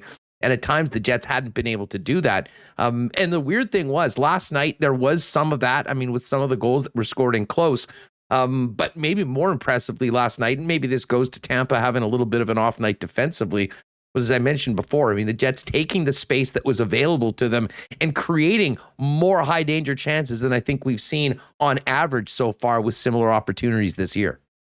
Yeah, I agree with that. I think the Jets did so well in their offensive opportunities last night in creating space, moving the puck to the top of the zone, and then exploiting it down low. And I think, and I mean, a lot of this comes from Mark Scheifele saying so after the game as well, but I think that an important piece in that is that it wasn't just defensemen firing shots into shin pads from far away. It was them jumping into lane. I mean, Nate Schmidt setting up Logan Stanley's shot, I think it was as well. I mean, he makes a nice play at the wall. Logan Stanley getting a shot that goes through. He picked so many shot attempts. A lot of them hit shin pads and go the other way. Some of them do great things. And he was getting his shots through last night. Neil Pionk as well. And I think that Josh Morrissey as well. I think that the difference in a lot of that is how aggressive those defensemen are willing to be to jump into spaces, to jump into lanes that create a higher likelihood that they're actually going to get the shot through. Because a shot into a shin pad is a giveaway. I don't really value that as a shot, but a shot that gets through helps create. And a defenseman that's willing to jump into space and a forward that has the vision to find them there and see them there. I think that the Jets were really connected in that way against Tampa Bay. And Scheifele said he'd like to see more of it. I think if you do see more of it, you'll see more offense as well. Yeah, well, we'll have another opportunity to get back at it tomorrow against the New Jersey Devils, then the New York Islanders, and then St. Louis, which is a team that, frankly, for my money, has probably brought out the best in the Winnipeg Jets so far this season, up until this point at least. Murat, there was... I don't even know what to say. There was some interesting reactions, myself included, when we heard Blake Wheeler refer to, went back to playing the hits, as I described to Michael Remis, and, dropped the "we're a young team" line a little earlier this week. There were some eyes rolled, but you sort of dug into that. And the highlight, the point on your thing is that the age of the Winnipeg Jets isn't an excuse. The more and more you dug into it, just actually checking out the age of players and how young this team is, it made even less sense after going into it, the comment that the captain originally made. Yeah, this is one of the older teams that Blake Wheeler's been a part of in recent Jets history. So, if you just pick apart the numbers of the average age of a team this year, last year, 2017-18, when they went on their deep playoff run, the Jets are getting older. The Jets aren't a particularly young team, and maybe they're stars in Kyle Connor, Pierre-Luc Dubois, Nick Ehlers, Connor Hellebuck's even in his late 20s, but maybe their stars offensively are youthful players. Pierre-Luc Dubois is one of the youngest on the team, depending on who's dressed on a given night, and he's really driven the bus a lot. Maybe that lends a thought that the Jets feel young. Maybe Wheeler looking around and seeing everybody younger than it. I don't need to nitpick why he might say that, but the fact of the matter is, the Jets are older than they've been recently. They were a younger team in their better years than they are now. And they were uniquely lucky that they were a young team because Patrick Laine, Kyle Connor, Nick Ehlers, Josh Morrissey, Jacob Trouba, Connor Hellebuck, even a 24-year-old Mark Scheifele, all these guys, because of their youth and where they were at in terms of their production being up, their contracts not kicking in and being expensive yet, they were such a unique advantage for them. The Jets were so cap efficient. They were so dangerous offensively. They had so many guys closer to the primes of their career compared to now that I would say that was a strength for the Jets and not necessarily a weakness.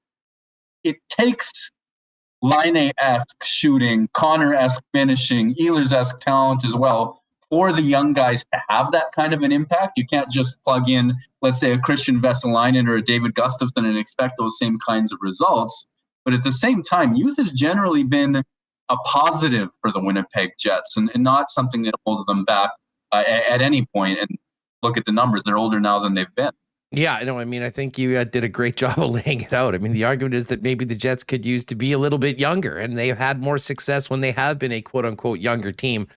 It was just something that and listen, I think part of it, to be honest, Murat, is that, I mean, these are really tough questions for Blake Wheeler to answer. We know the sort of competitor that he is, and, we know how disappointed that he must be, and shouldering quite a bit of the blame. But in the last couple times that, he has met with the media, listen, he's stood up there and he's taken the questions. But like many people, I think, around the organization right now, there hasn't been great explanations for why the team is in the current predicament that they are. And to me, it was almost maybe just a reflex of an answer without anything really substantial to come out and say to the media and indirectly to the fan base. I would buy that. I think that one thing that gets lost sometimes, and you're bang on, is, I mean, when asked a question, you have to say something. You absolutely have to. I mean, these guys generally play ball. They attempt to give us something or answer a question in some particular way. I don't think there are a lot of answers about the Jets season. They have more or less been an average or pretty good team at different times, but certainly that's not reflected in the standings. They've found creative ways to manage the puck poorly and lose more than perhaps you'd expect that they would.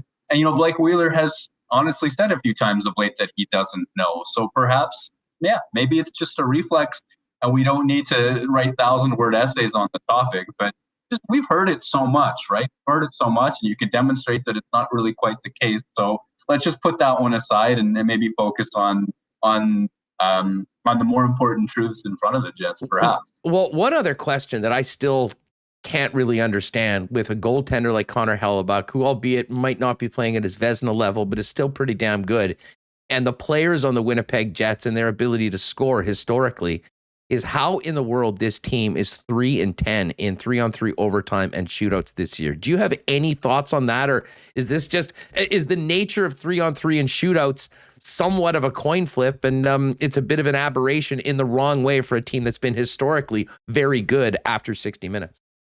Yeah, ever since it was like towards the end of 2017-18, ever since the Jets sort of did what everybody else was doing, and they didn't force the zone. They were willing to take the puck back into their own zone, and play a possession game, holding onto the puck even in other areas of the ice, as opposed to trying to force a forecheck. As soon as they started playing that game, they've been great in overtime. And when Paul Maurice was rolling 3 forwards, they were tremendous. There's so much skill even now on the Winnipeg Jets team. So, I have room for them needing to be better at overtime, to be sure. It is kind of a 50-50 sort of, it is a coin flip, close to a coin flip mathematically. And when you flip a coin, sometimes you roll tails 10 times in a row or 7 out of 10 times or whatever. I do think that the Jets could just put their thumb on the scale a little bit in their favor by moving away from the old guard, such as Blake Wheeler in those sorts of regards, and focusing more on the speed of a Nick Ehlers, who's, in his one overtime since returning from injury, was the third unit rotation on that. And I think speed kills in overtime, and Nick Ehlers can finish as well and make plays as well. I think that so I think two things are true from my point of view. One is that perhaps they've been a little bit unfortunate, but I don't think that they're doing everything in their power to win, because I think that I've never really choked on words as much as I did in nonsense before. Come on. I guess my point is speed kills, and I think more Ehlers, more Connor, more Dupont, and those sorts of things are probably going to help the Jets a little bit more too. Well, and you know what? And Dave Lowry has not. I mean, I think Paul Maurice did get some deserved kudos last season when he started going with, the three forwards. And, it certainly bore fruit for the Winnipeg Jets. That hasn't been something we've seen this year very much, certainly under Dave Lowry. And, and he spoke to a number of reasons for that. But, I was just thinking about the game in Dallas. I mean, Nate Beaulieu out early on. I mean, Josh Morrissey's out there logging some pretty big minutes in OT. I mean, he finished with over 31. I mean, that's taxing. And when you've had that much, the odometers hit that much for the trip of a game, it certainly does make it difficult to continue to play, in a 3-on-3 game where even one step could be the difference in a grade A chance that goes in your net or getting the puck back and it going the other way. 100%. I agree with that. And in Morrissey's case, of those kinds of minutes, to be sure. But even, not to pick on Blake Wheeler, who is playing some pretty good hockey right now. But if you look at that Dallas goal in overtime, Blake Wheeler's trying to get on his horse and get back. There's one stutter step he makes right as the puck's transitioning towards Winnipeg's end, where it's kind of like a realization that, oh crap, this is going to be a dangerous chance. And you can watch the clip where he sort of is gliding for a second, then realizes, then goes.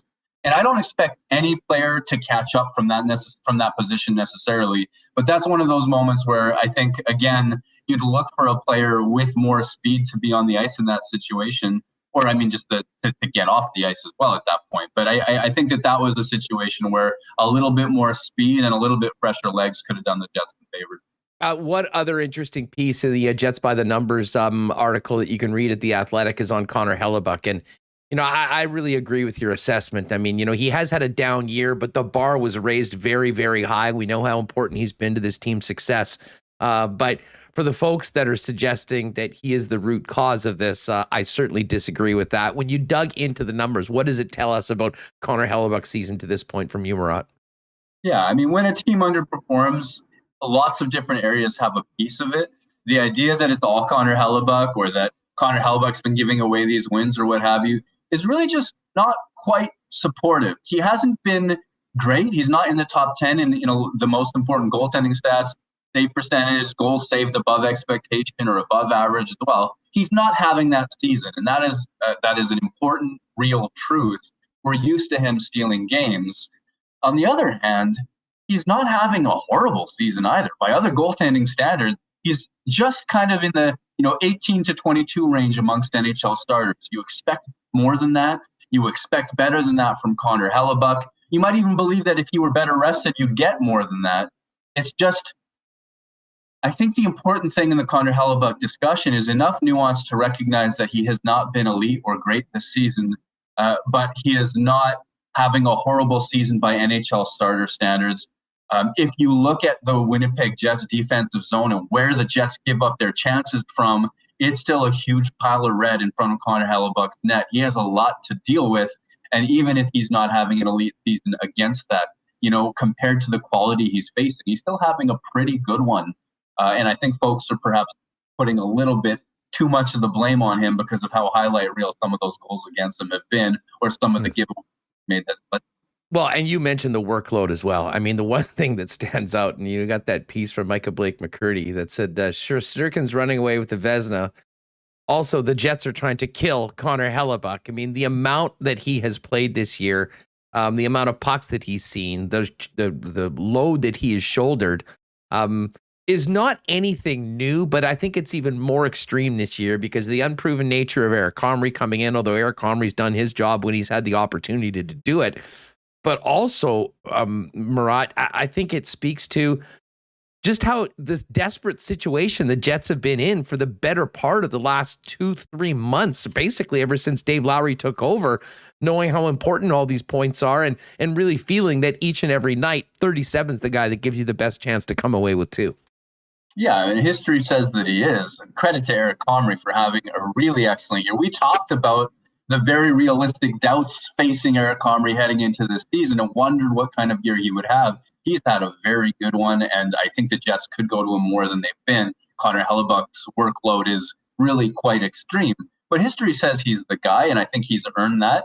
If you look at where the shots he's facing come from, I think that he's earned a little bit of patience with respect to that as well. It's also true that had he been stealing games, Winnipeg would be in a better situation. And we've seen him steal games before.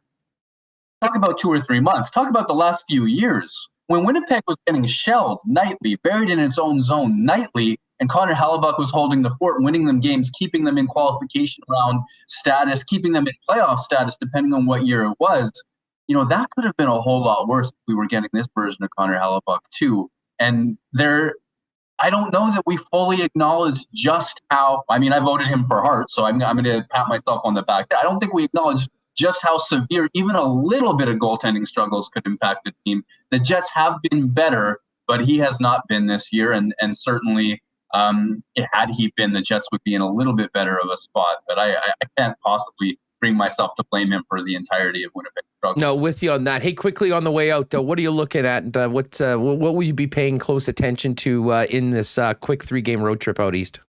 Well, for me, it's about Winnipeg imposing its game by activating its defensemen. Like I said, not a lot of Cale Makars on the Winnipeg Jets team, but when they activate and they create a little extra wave of danger in the offensive zone, Winnipeg's forwards did a great job of finding them against Tampa Bay. Winnipeg exploited space against Tampa Bay. If they can do that against these teams on the road trip, they'll create more chances and give themselves a solid chance to snag some points and give themselves a little bit of confidence. Murat, thanks so much. Great to hear you're feeling better, and we'll look forward to seeing you back in the peg real soon. Thanks a lot. Thank you. Appreciate it. At WPG Murat, there's Murat Atesh, and make sure you're reading all of his fine work over in the pages and the website, of course, of The Athletic. All right, Andy Max coming up in just a second. Quickly do need to get to a little Princess Auto curling update because the Brier is well underway. And we're coming off the morning draw. Big win for Brendan Botcher over Matty Dunstone. Dunstone's first loss of the event. They go to 6-1. And Botcher, who, probably was slept on a little bit coming into this event right now, 6-0, clearly undefeated at the top of Pool A. Kevin Cooey, 5-1, and Saskatchewan still with the hope of getting into that top 3 at 4-2. Down in Pool B, Brad Gushu continues to lead the way, 5-0 through his 5 games. Big win over Manitoba and Mike McEwen's rink last night. Brad Jacobs is at 5-1, and Jason Gunlickson right now has the inside track on that 3rd playoff spot at 4-2. McEwen and Nova Scotia were both at 3-2 so far. This afternoon's games, let's just get a quick look. That is Saskatchewan and the Yukon. This is this afternoon's draw. McEwen going up against Jacobs should be a heck of a tilt. Nova Scotia and Gushu. Gunlickson's taking on Nunavut. That should be a W for the wildcard team from Manitoba and BC and Quebec. Of course, Princess Auto, proud sponsors of Team Mike McEwen and, of course, Team Jennifer Jones, and the place where you'll find the best selection and the best deals and the most unique assortment of tools and equipment around. Everything you need to complete the projects on your list or start something new is over at Princess Auto. 2 local locations. Pop down and see them or shop online 24/7, 365 over at princessauto.com. Big cheers to our friends over at Little Brown Jug. If you're looking for the best beer in the city, locally made right here, you're going to want to head down to Little Brown Jug on William Avenue, get into those 1919s, maybe try that Brute IPA, and especially the very popular Little Brown Jug Double, or try a bunch of Little Brown Jug favorites with the winter variety pack right now available there at your local beer store or at your Manitoba liquor marts. And of course, if you're not getting out very much and you do need a delivery, Little Brown Jug does deliver citywide Wednesdays, Fridays, and Saturdays. So get on over to littlebrownjug.ca, make your order, and wait for it to show up and crack a couple cold Little Brown Jugs. And hey, a big shout out to our friends at Boston Pizza. BP City Place was rocking last night before and after the game. A lot of happy Jets fans after the game. Of course, if you're downtown, you can hit up BP before and after every Winnipeg Jets and Manitoba Moose game. Or if you're not going to the game, hit your local Boston Pizza. Get those delicious Boston's wings, gourmet pizzas, ice cold schooners, and more. And of course, you can always order online at bostonpizza.com. All right, we're going to move away from hockey for a few minutes and get into the National Football League because yesterday was a wild day in the NFL. We've had another big QB move today. And few individuals we enjoy having on the program more than Mr. Energy himself, Andy McNamara, who is sporting his Woke Up Feeling Dangerous shirt today. And he's always dangerous when he's on WST. What's good, pal? How are you? I'm good, Huss. How are you, brother? Yeah, I got my Baker Mayfield. I won't tell you how much I spent for this shirt. It's embarrassing. Woke up feeling dangerous. See, it's clever. It's wordplay, Huss. There's a 6 instead of a G. You see, it's clever. It's very, very clever. I'm sure you probably had it for about 2 months before that clicked in on you. I joke, of course. Hey, let's get to it. First things first. Aaron Rodgers staying with the Packers. Now, nothing is drama-free with Rodgers. Of course, it was reported that he signed this $200 million contract. He tweets out later on, "Oh, that's not the case." But whatever has happened, he's back in Green Bay and has allowed the Packers to put the franchise tag on Davante Adams. Pretty darn good day for the Cheeseheads yesterday with the guy that really is the franchise. Well, that's it. And the Packers, I think, chose wisely, because all this talk, whenever people say, oh, quarterback A, you should go to somewhere else, you have to think about the place that they're leaving and if that would make sense. For the Packers, it would make zero sense. Makes no sense. And for Aaron Rodgers to go to where he was rumored, to Denver, makes less sense, because then you're playing Mahomes and Herbert all year and, sprinkling some Derek Carr.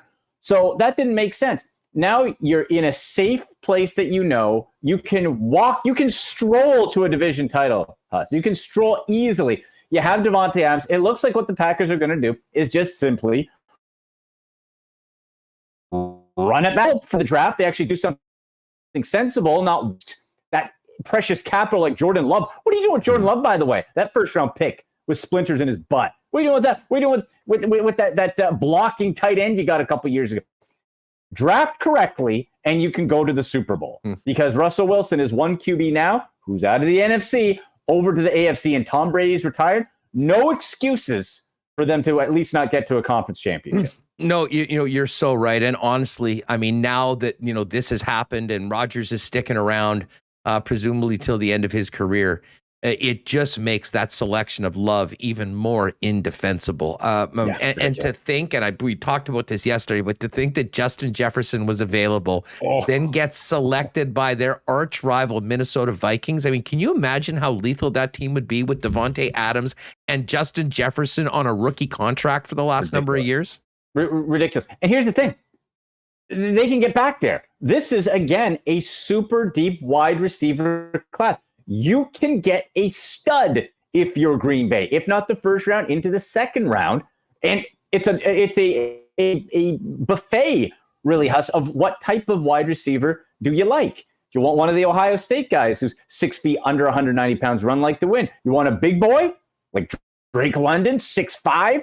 How about some Christian Watson? That's my guy.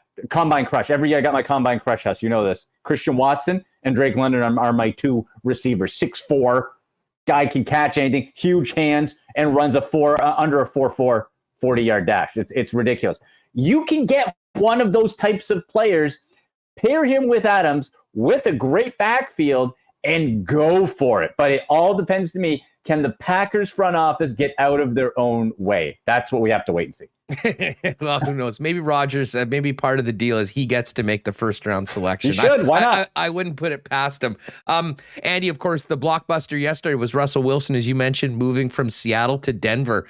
How surprised were you, first of all, that move was made? And what did you think of the return that Seattle got? And what does this mean for the Seahawks going forward? I mean, is it Drew Lock and Geno Smith time in the Pacific Northwest? Hey, you know what? Hey, Hustler, this is what I love too. Remember how many fake Seattle Seahawks fans there were, right? I always loved the Seahawks when Russell Wilson came and they were going to Super Bowls. Liar. Never. No, there's no, you're in Seattle, there's no Seahawks fans. Now you're going to be cheering for Drew Lock with your cute neon green jerseys and looking all spot. No, this is what I think happens with this deal. Drew Lock could be a placeholder, perhaps. He ran a little bit at the end of last year. Okay. The Seattle Seahawks must be in love with the quarterback in this draft. Only explanation. You now have the draft capital that you acquired that you could use to stay at 9, bundle something else together to maybe move up. Now, to me, if I'm looking at this draft class, I don't feel that there is that guy that you can say, okay, I want to go get that Joe Burrow, that Pat Mahomes. And at the time, you remember Pat Mahomes wasn't Pat Mahomes, right? There's not that guy to me. But I have to believe that for the Seahawks, there is. Is it Kenny Pickett in his carnival small hands? Like, I don't know. Is it that?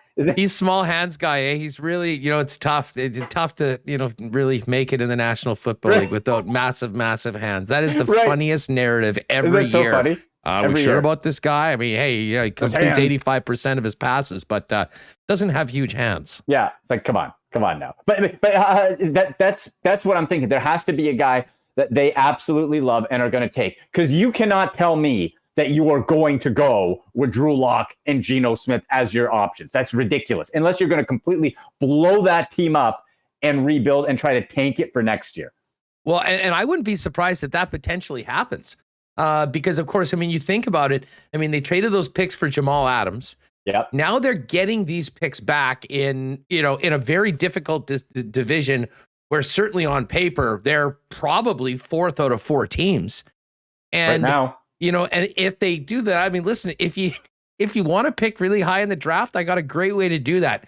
Start your season with the quarterback tandem of Drew Lock and Geno Smith. I mean, if they want to do it, they certainly will do it, because you're right. This isn't really the year to be picking the quarterback. I to be honest, I sort of likened it to, about a decade ago when the Chiefs had that miserable, 1-15 or 2-14 season, ended up picking first overall, had a big quarterback need, and there wasn't any quarterbacks, and they ended up taking Eric Fisher first overall, and and then of course ended up getting Alex Smith, and starting the ascension, of course, that that really began when Andy Reid came by.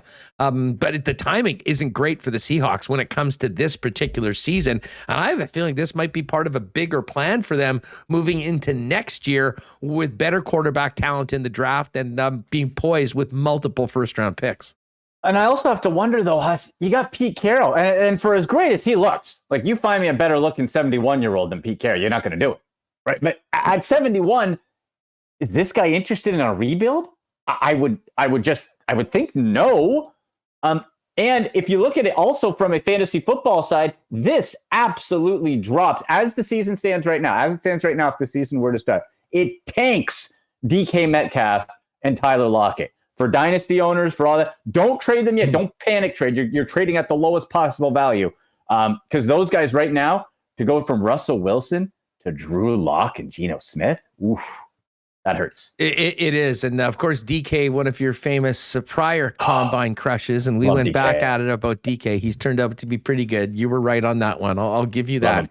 Yeah. And and I do. I mean, but listen, part of this is, I mean, as long as Pete Carroll's there, I mean, you got to think that he's in the room when they're deciding whether or not they're going to trade Russell Wilson. And it is somewhat stunning that they've moved on from him. And from Denver's perspective, they're in a tough neighborhood in the AFC. And I joked to some Bronco fans last night. They were giving it to me. I said, "Oh, this is maybe good enough for them to go 9-7." And they said, "Oh, I can't believe you said that." And I said, "You know what? Listen, you're right. I apologize. I forgot about the 17th game, 9-8." 9-8. I mean, you can make an argument that they made this massive trade, traded all that capital, and went from having the 4th best quarterback in the division to the 3rd best quarterback in the division. Yes. And of course, they trade away a solid defensive player and Noah Fant, 2 firsts, 2 seconds. I mean, it's a huge swing for the fences by John Elway and the Denver Broncos. And for a guy that was so great at the quarterback position, he sure has stunk at identifying solid quarterbacks. And I think that was why they had to go all in on this, especially as they're planning on selling the team. There is so much pressure on Russell Wilson. Oh, yeah. Well, let's look at the team standpoint.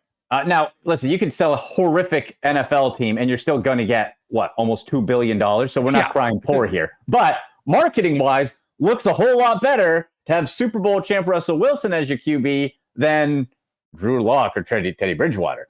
But when we look at this team as a whole, I look at it, and to your point exactly, John Elway and that front office cannot draft a quarterback. They can't do it. Drew Lock hated the pick when they made it. Remember Paxton Lynch? Ugh, yeah, he's horrible. Like a 3rd stringer on the Riders. Yes, he's terrible draft picks. So what do? Well, we don't know how to pick them. At least it's like the lotto. Know your limit, play within it. John Elway has finally known his limit, and he's playing within it. He needs to buy quarterbacks. So he did. And I have to say, when you look at the Broncos offense, when healthy, my goodness, Jerry Jeudy, Cortland Sutton, you got Hamler out of the slot. You released Deshaun Hamilton, who I like, but he had the ACL. Javonte Williams, you're probably going to get rid of Melvin Gordon because of the cap hit.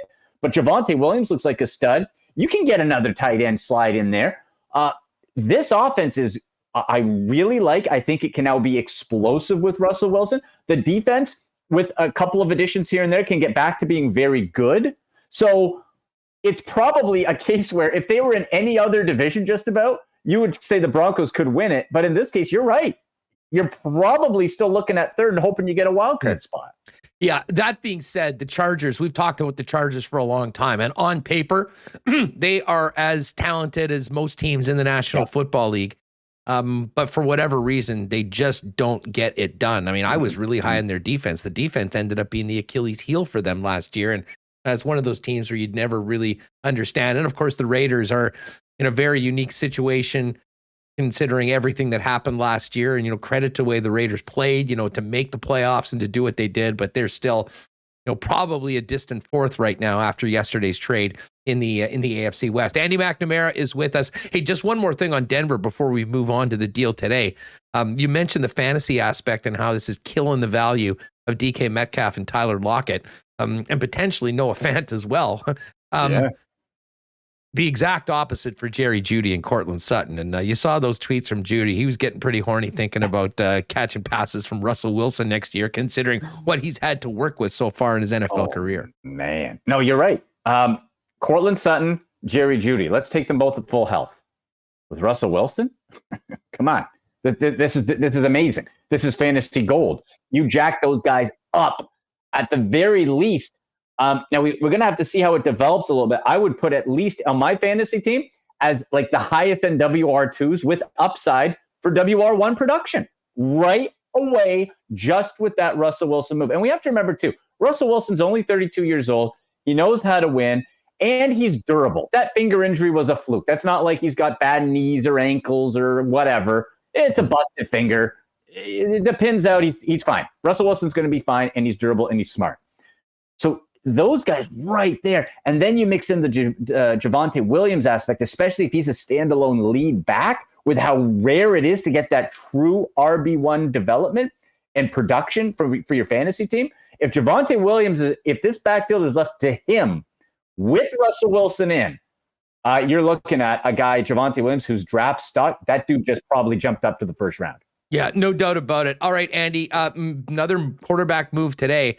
Yeah. Not quite as sexy as the Seahawks-Broncos trade yesterday because the bloom has come off the rose of the former NDSU star and number 2 overall pick Carson Wentz. Things ended very, very poorly in Indy last year, and he is now on his way to the the Washington Commanders as their new quarterback. I still wish they stayed with WFT personally. Yeah. What is it? A couple third-round picks? I mean, is this just a very desperate Washington team doing whatever they could on a pretty lean quarterback market to make a move? And what does this say about where Indy goes from here? Because that roster is pretty damn good.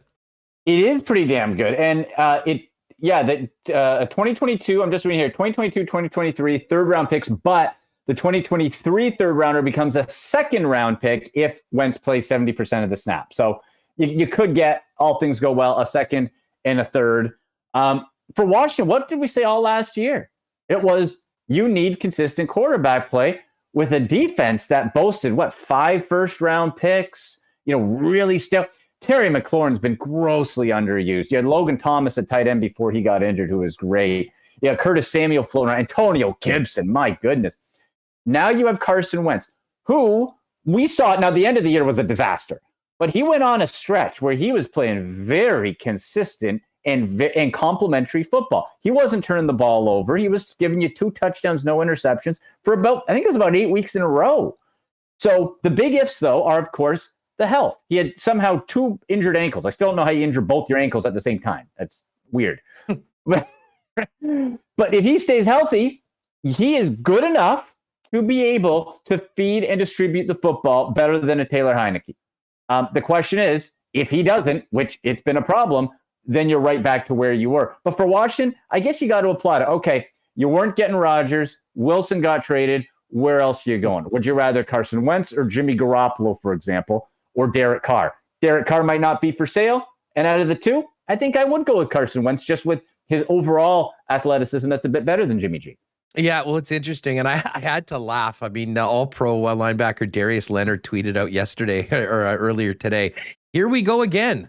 About to be 5 years with the Colts and 5 different QBs. Thank you, Carson, for everything this year, my guy. Wish you nothing but the best. Wow. Sam Ehlinger and James Morgan are the 2 quarterbacks on the Indianapolis Colts roster. Where did they go from here? They couldn't possibly go in to next season with those 2 guys, and that's it. So, Hustler, this is a 3-team situation the teams that are in the same situation to me. The Colts, the Seahawks, and the Buccaneers. Look at the quarterbacks on all 3 of those teams. Oh, let me add in the Pittsburgh Steelers. Oh, yeah. No. I know you like that, Mr. They're going to stay with Mason Rudolph. He's the future. He's the future, please, with his big, fat, square head. And I'll go with Miles Garrett. I'll smack him with a helmet, too. That guy, good Lord. Yeah, stay with Mason, Pittsburgh. You got it figured out. Please do that. Let's go. Do that. I think they're probably going to draft the QB, the Steelers, somewhere, and, we'll see. Hopefully they stink. Feed in 20 years to suck like my team has. But for those other clubs, you look at Indy. You just listed off the quarterbacks. You look at Tampa Bay. Why would you franchise tag Chris Godwin if you were going to go with Blaine Gabbert and Kyle Trask? Stop it. Impossible. Bruce Arians, just like he's almost 70 if he's not 70. And then we talked about Seattle with 71-year-old Pete Carroll. Those are 3 teams who have, unless you plan on bottoming out, and the only one that seems like it could be a case is, like we said, for Seattle, maybe if they do some tweaking. Tampa Bay's not tanking. Indy is built for right now. So what's going to give? In a draft where you don't necessarily have a sure thing, and you're going to have to trade up substantially to get a guy that you like. Jimmy Garoppolo, he's got to go somewhere. Like we said, Derek Carr. Well, who else? Right? Well, what else do you do? One guy that was just brought up in the chat, and we'll kind of touch on the Saints as well. I mean, of course, Sean Payton's gone. But Jameis Winston, who is Jameis Winston. the Mr. 30, the old risk and reward of Jameis. Jameis. But those sort of teams that don't have quarterbacks or are in iffy quarterback situations, I mean, to your point, there are teams, and I think of the Saints in the same sort of category of like an elite defense. We remember what they did to Tom Brady last year. Yeah. But they haven't had any consistent quarterback play. Jameis got hurt. Taysom Hill certainly isn't the answer. And bottom line is, you don't really have a seat at the table if you don't have an NFL legit quarterback, at least middle of the pack. And none of those teams we just mentioned are in that case. Carolina Panthers too. Do you keep Sam Darnold? Right. And what does this do for those other guys? I've been seeing a lot of stuff of people. All of a sudden, Mitch Trubisky is a great quarterback. Huss, did you know this? Yeah, the Giants are all hot for Trubisky. They love him. Apparently, there's going to be bidding wars for Mitchell Trubisky. Right? He's the next Tannehill. Listen, I like that he was too raw coming out of college. I still like the skills. I hope he does. Seems like a good guy to turn it around. But Mitchell Trubisky's going to get a lot of Marcus Mariota's on the market. Like, people are going to be paying big money to try to get these washed up guys or previous starters who are busts. And then you have to hope. And Huss, we know in sports, if your whole plan is crossing your fingers and hoping and saying if you make too many if statements, you get nothing. And that's what I see for a lot of these teams, because there is, in this draft class, there's some quarterbacks I like. Like, I love Desmond Ridder out of Cincinnati. I think he should probably sit a year. Pickett's, to me, a Derek Carr ceiling with maybe a Mac Jones type, but more mobile. Be fine, but he's not going to take you necessarily to the promised land. You have a whole bunch of ifs. Like, there are just so many questions. I'm fascinated. We are not done by a long shot with this quarterback carousel. No, there's no doubt about it. And we'll definitely have to get you back on and talk a little more draft. And Yes. Really, this is going to be a real interesting month. Lots going on around the offseason. Andy, just before we go, let people know where they can catch you and the content you're doing in addition to @AndyMC81. Yes, well, we got the fantasy show on Sportsnet every Sunday. We're starting up a wrestling league, a little AEW. I'll tell you about that offline. Yeah, our pals at dropthebelt.com, really cool fantasy wrestling site, pick'ems, dailies, really, really cool stuff. Fantasy wrestling? Dude, dropthebelt.com. I'm not kidding you guys. I'm in. I'm not kidding you. I don't need any more information. Read the stuff they have, like the rule book stuff. It blew my mind. It's amazing. We'll talk. You know what? We'll talk about more of that another time. And the other thing too, for our UFF sports, we have an NFL draft, and I'm opening it up to the public today. NFL draft party package in Las Vegas with our partners at the Circa Casino and Resort, Stadium Swim VIP NFL draft party. You guys can come from Winnipeg Sports Talk. All the listeners, you can come. And there's the Legacy Club Stadium Swim. So we got a big party. I'll tweet out and I'll tag you guys. So you can You're going to be there? You're going to be there? Oh, yeah, man. I'm going to be there. I'm going to be there live during the draft. Okay, listen, we'll reconnect off air. I need more details on everything you just dropped on us. Andy, always great having you on the program. Let's do this again real soon, pal. All right, buddy. Talk to you soon. See ya. There he is, the one and only Andy MC81. Hey, shout out to T. Kona Pauly. Thanks very much for the super chat, the membership, T. Kona. Cheers to another year. Cheers to you, my friend. I raise a 1919 to you and all the amazing support we've had over the last couple days. All right, we're going to get Remis back in here. Speaking of support, big shout out to our friends at the Nick and Nicky DQ. Congrats to Tyson, who won that delicious DQ ice cream cake yesterday in our impromptu marble race. We'll have at least another one on Friday when we finish up the week, on Winnipeg Sports Talk, our first week of year 2. With another marble race. Of course, the incredible new stack burgers are available right now at your favorite Dairy Queen. And of course, the Nick and Nicky DQ have 4 to serve you: the DQ in Niverville, DQ Northgate, DQ Polo Park, and DQ St. Anne's. Get on out there, try those new stack burgers. You might want to squeeze in one of those red velvet blizzards, which people are loving these days. And of course, if you do need a DQ ice cream cake for a party, gathering, or event, you can pop by any of the 4 Nick and Nicky DQs, or if you'd like to get a custom made, hit them up on Instagram at DQ Manitoba. They'll get it ready for you to pick up quick and easy at your local Nick and Nicky DQ. And yes, our friends at Canadian Club have been so kind to help us with some great prizing for our marble races and more. And they're pretty fired up because later on this month, the new Canadian Club and Ginger Ale pre-mixed drink will be released at Manitoba Liquor Marts in a 6-pack of cans. As Remis said, actually mixing drinks is so unnecessary these days. We go with the RTD, the ready-to-drink cans of Canadian Club and Ginger. And of course, still sale prices right now on CC Original 1140s, CC Classic 12 years 750s, all month long at Manitoba Liquor Marts. And heading into April, there'll be CC displays in 26 liquor marts, where when you get a bottle of CC, you'll be able to try for free a new can of the CC and Ginger. So big thanks to James and our friends over at Canadian Club. All right, we'll get to the Coolbet lines in a moment, but let's get Michael Remis back in here. Great stuff with O-Dog today. Murat's always one of everyone's favorites, and I just get geeked when Andy comes on the program. I mean, I could really be talking to him about anything. The energy that he consistently brings to this program when he joins it is what makes him one of my favorite guests to have on the show.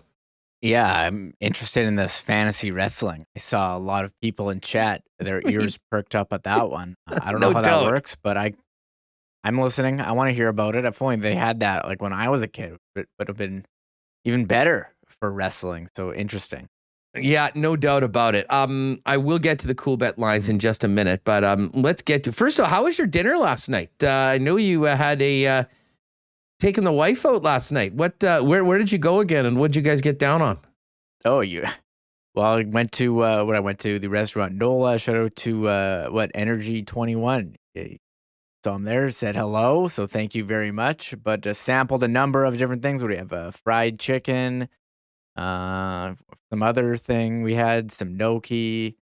I don't remember, but yeah, it was nice to go. I don't know if you knew this, but Emily, who was on Top Chef Canada, is the chef there. So I'm a fan of Top Chef. Speaking of fantasy, you can do Fantasy Top Chef.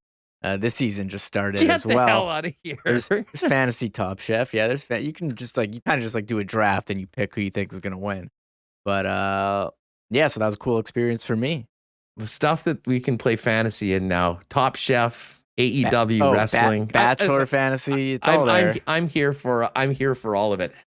Listen, we spent a lot of time talking about the game last night. What happened on the ice? I do want to say, first off, shout out to the 4 women. I know it was Stacey Natras, Beverly Wynn, Ashley Klimke, and I'm afraid I don't remember the 4th woman there, but they're all the different women that do the anthems at the Winnipeg Jet games together. Did a wonderful rendition of it to start things off. Very cool to see Carrie Anerson along with Brienne Mayer there at the game, and they were sort of celebrated, and everyone gave them a big good luck as they head out to the World Championships.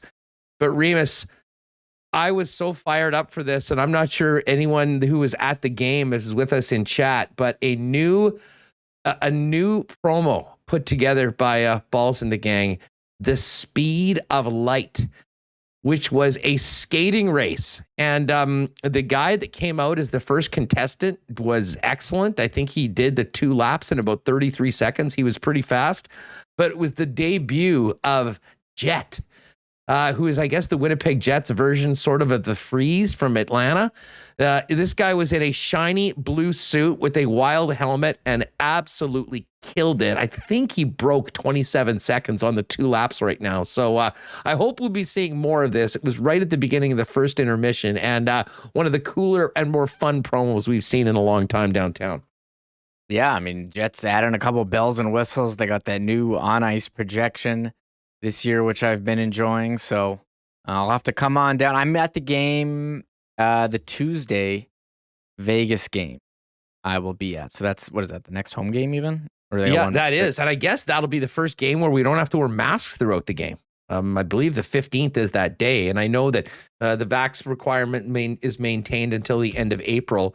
But, it'll be up to fans whether they want to wear masks or not. And I know there's some people that are quite looking forward to not having to do that anymore. I do wonder if you'll see an attendance bump for that. I think some of it affects the play, but I do wonder, and I am seeing other teams around the league struggling. I mean, the Leafs aren't selling out, and that's a team where tickets were way up there. So I think it's something across sports we'll see, but we are kind of tracking the Jets attendance, and it's definitely something to monitor.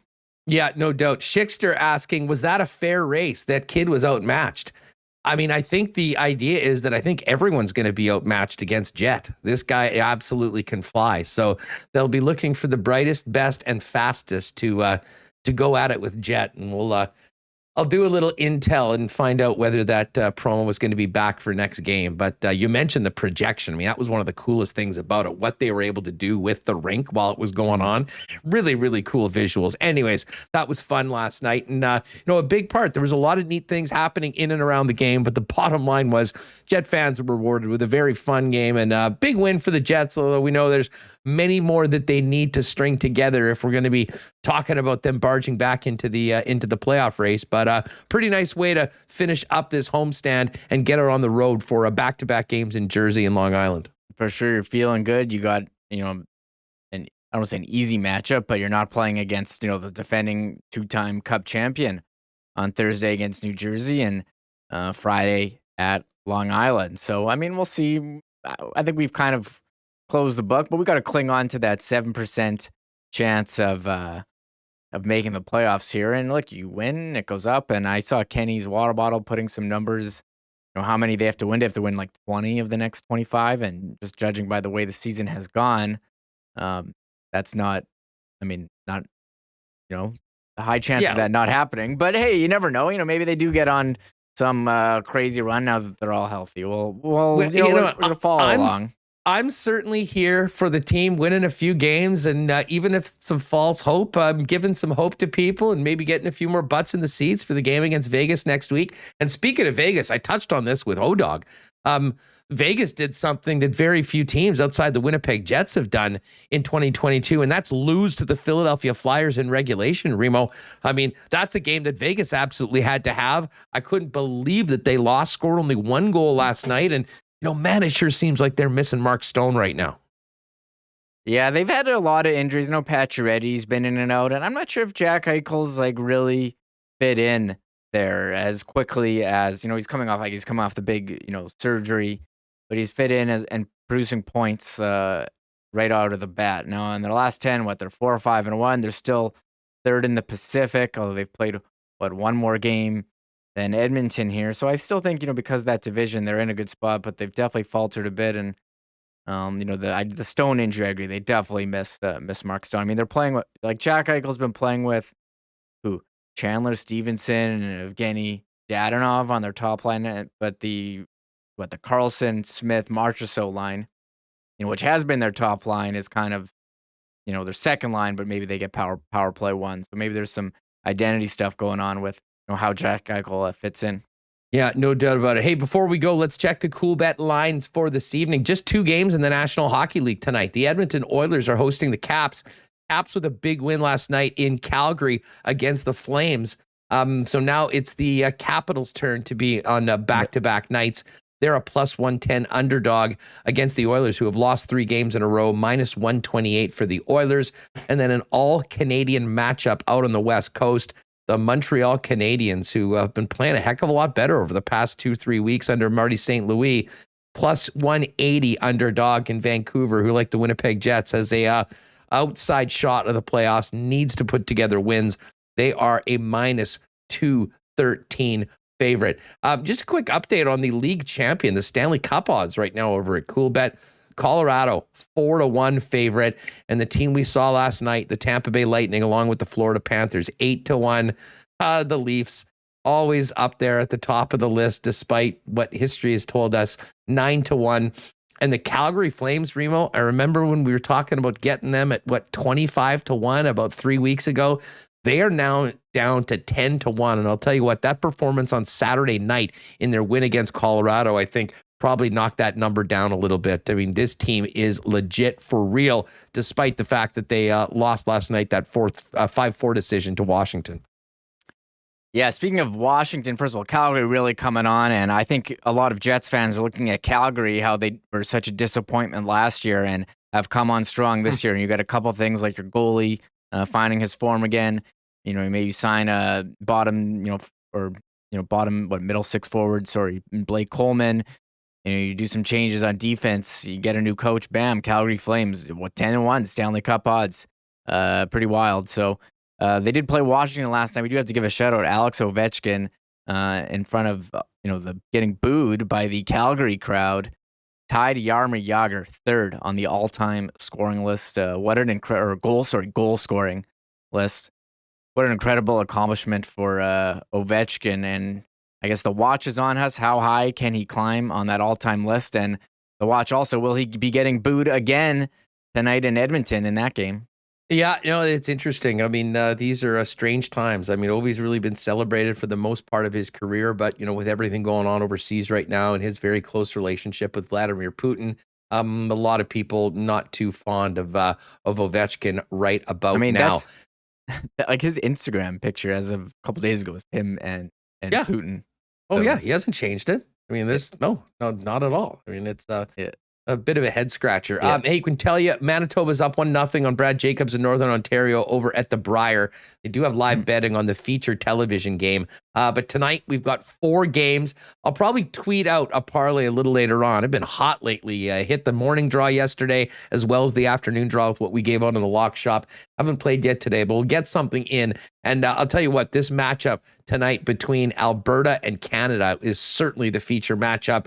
Kevin Cooey in Alberta, -115. Brendan Botcher in Canada, -111, about as close to a pick'em as we've seen it all in the Briar.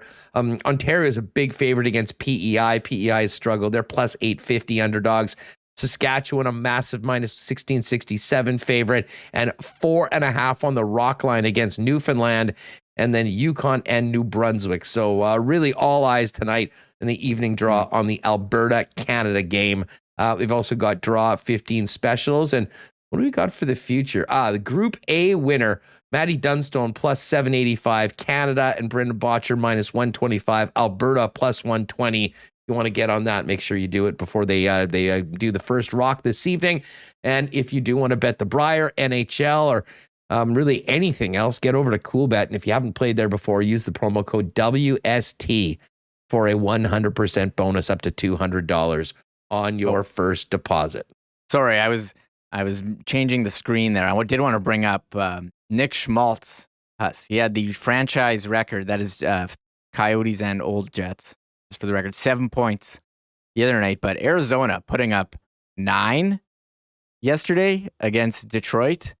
And Detroit was a huge favorite in that game. Yeah, Detroit minus 185 at home. Like Steve Yzerman must have had a pretty miserable drive home from the rink last night. That's just embarrassing. And by the way, a shout out to Phil Kessel, who played the first shift of the game, then went fist bumped his teammates and left the rink. He played in the first shift to keep his games played streak going, and then was off for the birth of his first child. So a little bit of double duty. Didn't want to have the streak break, but wasn't going to be there the entire time. So hey, listen, when you're in the situation that the Coyotes are, do that. And I'll tell you what, seems like some guys stepped up in the meantime, because they hung a 9 spot on the Red Wings with Phil on his way to the delivery room. Yeah, and as I said, Nick Schmaltz 11 points in his last 2 games.